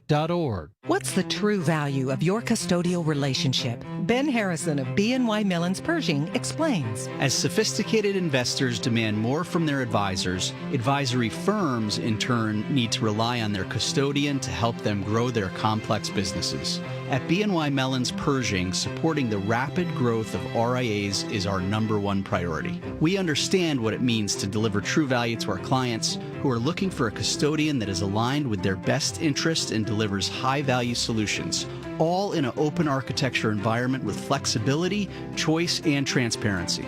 Learn why so many of the largest advisory firms turn to us for the financial strength, resiliency, and high-touch service that BNY Mellon Pershing provides. When you work with Pershing, we put your business first. Can your custodian say that? Learn more at Pershing.com or call 800-445-4467. Pershing Advisor Solutions, LLC. Member FINRA SIPC. Introducing Bloomberg Quick Take. Our global stories take on tomorrow today. Watch live news on the events changing your business and your world, and go deeper with original shows on business, technology, politics, and culture. Don't settle for a news network built for yesterday. For a global view and an informed take, Bloomberg Quick Take. Now streaming free on Bloomberg.com/quicktake. Brought to you by Accenture, American Express, and AT&T Business. Asset managers who seize change to launch new strategies, add distribution channels, or exploit new technology to re-engineer the investor experience are often rewarded. However, in an industry paralyzed with complexity, few act with agility or decisively. Few run their businesses strategically, yet the most competitive managers in the market know with the right partner and a flexible operating system, you can. Go boldly toward change with SEI Investment Manager Services. I'm Steve Meyer, president of SEI's Investment Manager Services. At SEI, we understand the emerging forces that will define success for asset managers and what firms will need to compete tomorrow. That's why we continually optimize SEI's global operating platform. If your business requires greater agility, our advanced technology, integrated best-in-class systems, and multi-asset expertise can be your catalyst for business transformation. With SEI Investment Manager Services, you lead the charge in a competitive marketplace. Learn more at SEIC.com/seize change. You took the first step and quit smoking, but even former smokers may still be at risk for lung cancer. That's why SaveByTheScan.org wants you to know about a new low-dose CT scan that can detect lung cancer early. It takes only 60 seconds and could save your life. You took the first step, now take the next. Visit SaveByTheScan.org for a simple quiz to see if you're eligible and talk to your doctor about screening. SaveByTheScan.org is brought to you by the American Lung Association's Lung Force Initiative and the Ad Council.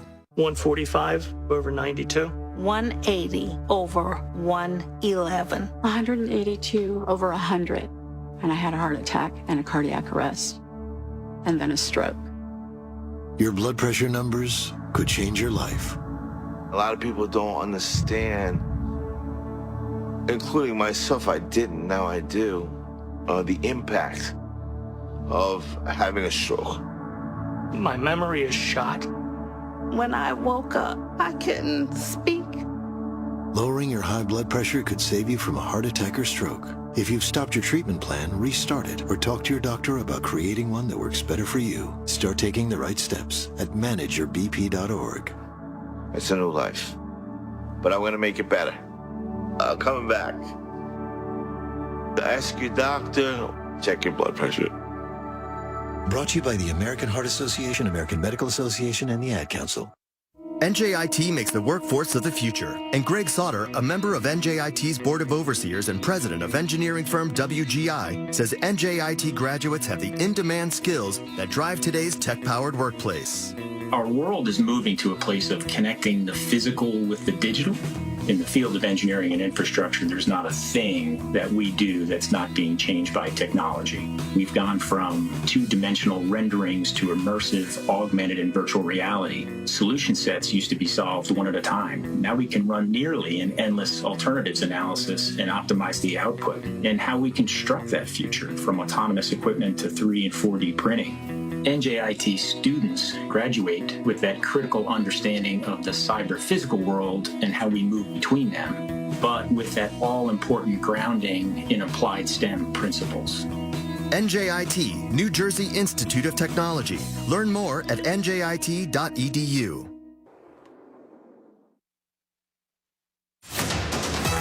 Markets, headlines, and breaking news 24 hours a day at Bloomberg.com, the Bloomberg Business app, and at Bloomberg Quick Take. This is a Bloomberg Business Flash. From Bloomberg World Headquarters, I'm Charlie Pellet. First trading day of the quarter, we've got ourselves a rally underway here with the Dow, the S&P, NASDAQ all advancing very close to session highs right now. Stocks are climbing as prospects for a pickup in growth outweigh concern over inflation pressures at a time when the Fed is getting ready to wind down its pandemic-era stimulus. Investors also keeping an eye on developments in Washington right now. The S&P is up 48, up 1.1%. The Dow up 495, up 1.5%. NASDAQ up 109, up by 0.8%. 10-year yield 1.47%. Cannot ignore the Russell 2000 today up 1.7%. Dow Transport's also up by 1.7%. Gold higher, little changed, up 0.1%, $17.58 the ounce. Bitcoin surging 10.5%, now at 47,948. West Texas Intermediate crude up 0.8%, $75.66 a barrel. Promising results from Merck's experimental COVID-19 pill, fueling a rally for companies that stand to benefit from an economic reopening. Hotels would fall into that category. So would airlines. Look at UAL up now by 7.7%. We've got American up now by 5.5%. Delta up 6.5%. Southwest rounding out the big four up 5.6%. JetBlue up 6.6%. And that's Bloomberg Business Flash. Thank you so much, Charlie Pellet. It's 3:49 on Wall Street. The following is an editorial from Bloomberg Opinion. This editorial was written by the Bloomberg Editorial Board. The Federal Reserve is scrambling to deal with an urgent question. Should its officials be allowed to trade in the securities of companies and other issuers that its decisions might affect? The answer ought to be obvious. No, they shouldn't. The central bank's conflict of interest rules have come under scrutiny because of the uproar over the trading activity of two officials, the Boston and Dallas Fed chiefs, who each announced their retirements this week. Fed Chair Jerome Powell has ordered an ethics review. Here's a suggestion. The central bank's top officials should not be allowed to trade or hold securities with only rare exceptions. The legitimacy and effectiveness of any government institution depends on trust.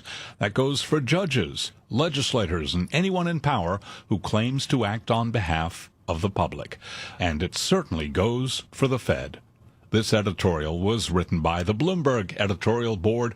For more Bloomberg opinion, please go to Bloomberg.com/opinion or OPINGO on the Bloomberg terminal. This has been Bloomberg Opinion. I'm driving in my car. How about you let me drive? Oh, no. This is not a toy. Who's gonna drive you home? Honey, please, I'll do the driving. Drive on. Excuse me, I want to drive. It's the question that drives us.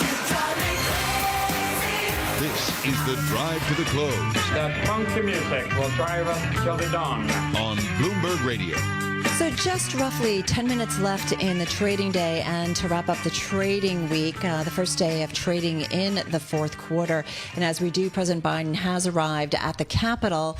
He is there. We know that there's a stalemate between those House Democrats that's really holding up a vote on legislation for that $550 billion in new spending on infrastructure. So President Biden making a trip up to Capitol Hill. So that is certainly on our minds on this Friday. Well, let's drive to the close, and in order to do that, let's get to Anur Gagar, Global Investment Strategist at Commonwealth Financial Network, joining us on the phone from Waltham, Massachusetts. It's really great to have you on the show today. Talk about a reopening trade on a day like today. And look, just to keep things in perspective, even though we are seeing broad-based increases when it comes to the equity markets here in the U.S. today, we are still finishing the week down. What do you make of it, Anu? Well, first of all, thank you so much for having me here today. So let me just zoom out a little bit and reflect on Q3, and then we can start looking into Q4. So Q3 was started on a strong note, and then some tropical storm clouds started to build up in September. There were a few Category 1 or closer to Category 2 storms that the markets experienced with the Delta spread, the Evergrande default possibility, the Fed's announcement of intention to announce tapering in the upcoming months. There was some seasonality and quarter-end effect at work as well, with September typically being a month end for the markets. So that was what was reflected in most of September and also in last week. Fortunately, as we start October, it's been a primarily green day today. So a good start to the quarter. Yeah, pretty broad-based rallying we are seeing certainly in the trade today, and we're just off our best levels of the session. In terms of opportunities, though, depending on the day, depending on the mood, Anu, and depending on the sentiment that's out there, it could be investors worried more about inflation. Today, as Tim mentioned, it's all about the reopening trade, buying into the economic recovery. We're certainly seeing that play out. What might you think the remaining last quarter of this year, are we going to be more concerned about inflation, or do you think we're going to be more involved in the economic recovery? We certainly got some data points that played into a little bit of both, inflation and recovery today. Sure. So looking into Q4, I do see some of the heightened risks receding, especially as far as the medical risks are concerned. But as you pointed out, some risks remain. There is the Evergrande default risk that hasn't gone away. The monetary tapering that might actually begin this quarter, the debt ceiling talks, which will again gather pace in the upcoming weeks as the December 3rd extension nears, and then the supply and labor shortages that are feeding into what appears to be a little bit more sticky than just transitory inflation that might intensify. What do you mean? The market. Well, sorry, I just want to make sure. I just want to jump in here. What are the examples of the more or the less transitory elements of inflation that you're seeing? So the primary one would be the supply chain constraints. We have about 85 ships that are anchored in the ports of Long Beach and Laguna Beach. And those are still waiting. Those are goods that are still waiting to hit the shelf. So, and for that, we need truckers. We need, trucks and truckers. So there's a labor shortage right there. So these shortages could extend beyond 2021. They could go very well into 2022. Hey, one thing I know, you're a global investment strategist. You look at the world. We've all been looking at the world, or the world, I should say, has been all looking at China a lot lately because of its bans on various industries, clamp down on big technology in particular. And it really does seem like China is setting the course for a very different type of economy that maybe isn't quite as dramatic when it comes to growth. We've certainly said that many times around the table here in our studio. Having said that, I look at the Dragon Index here in the United States. It definitely has been on a tailspin to, downward this year. How do you see it? Are there opportunities when it comes to Chinese names in particular? So you're very right. What we've seen in 2021 so far is a very deep China, and the equity market weakness is a reflection of that. But when you think about the best approach to investing in China, I will highlight three key points. The first is read the Z leaves instead of the tea leaves. What that means is invest in private enterprises that play into the government's agenda of common prosperity. So these could be industries in green technology, high-tech manufacturing, electrification, healthcare for the aging population, etc. Large monopolies might see their profitability tempered, and this will be reflected in their stock prices. The second key point would be wary of comparisons such as Alibaba versus Amazon, for example, because the regulatory overhang might make the business models look quite different, or the fair value calculations look quite different. So in other words, what worked in China before may not work in the future, and what works in the rest of the world may not work in China. And finally, love it or not, just don't ignore it, because China accounts for nearly a fifth of the world GDP and population. So it is really hard to overlook. It's the elephant in the room. Right. Even if it slows down from the high growth rates of the last decade, just given its sheer size, it will still be a major driver of global growth. No, it's something to think about, right? And the implications, you're right. It's still significant growth in comparison to many other economies around the globe. Anu Gagar, she is Global Investment Strategist at Commonwealth Financial Network, on the phone from Waltham, Massachusetts. Our thanks to her here on this Friday. Just a few minutes left in the trading session, folks, and hovering near our best levels of the day. So what does that mean? Up about 1.25% on the S&P 500, up 1.5% on the Dow Jones Industrial Average. NASDAQ better by almost 0.9%. So, Tim, first day of the fourth quarter, and it is definitely a risk-on trade here. Yeah, about four stocks for every one stock that's lower in the S&P 500. So very broad-based. All right, coming up next, we'll be joined by our Bloomberg TV team for Beyond the Bell, live on Bloomberg Radio, Bloomberg TV, and YouTube, counting you down to the close. Beyond the Bell, Bloomberg's comprehensive cross-platform coverage of the U.S. market close starts right now. And right now, we are 2 minutes away from the end of the trading day. Romaine Bostick, Sonali Basak, and Katie Greifeld filling in for an absentee Caroline Hyde and Taylor Riggs. I'll never forgive them, but don't worry. We're still going to count you down to the closing bell with our global simulcast team, Carol Masser and Tim Stenovic. Thank you for showing up today. Carol, look, this started out as a week where it looked like the world was about to come to an end, and we're ending on a relatively high note. We're still down on a weekly basis, but on a daily basis, you are seeing people come back in and buy into this market. You know, Romaine, markets go up, markets go down, and we definitely see that play out this week. It is. You just summed up our careers. Isn't that true? We're here for you, by the way, Romaine. Listen, whether it's airlines, we've seen them take off in a big way. That reopening trade, the super composite airlines index over on the S&P, it's up about 6%. Check out hotels, resorts, cruise lines. That super composite index for the S&P is up roughly 4%. So investors today saying, I'm not worried about inflation. I think the economy is getting better, and more companies are going to benefit, Tim. Yeah, look at the outperformance of the Russell 2000, at least just a couple minutes before close, showing that the reopening trade is really what's happening today. And Romaine, I'm glad you brought up that context for a down week, because even though we are seeing broad-based gains in the S&P 500 today, we're still going to finish the week down by more than 2% on the S&P 500. I'm sorry, but you got to do it. I mean, the NASDAQ is still going to be lower by more than 3% this week. Yeah, and you still have the VIX at a 20 handle right now. So, you know, the question is, does it get worse from here, or is there a little bit more relief as we see some positive headlines bleed through the noise, guys?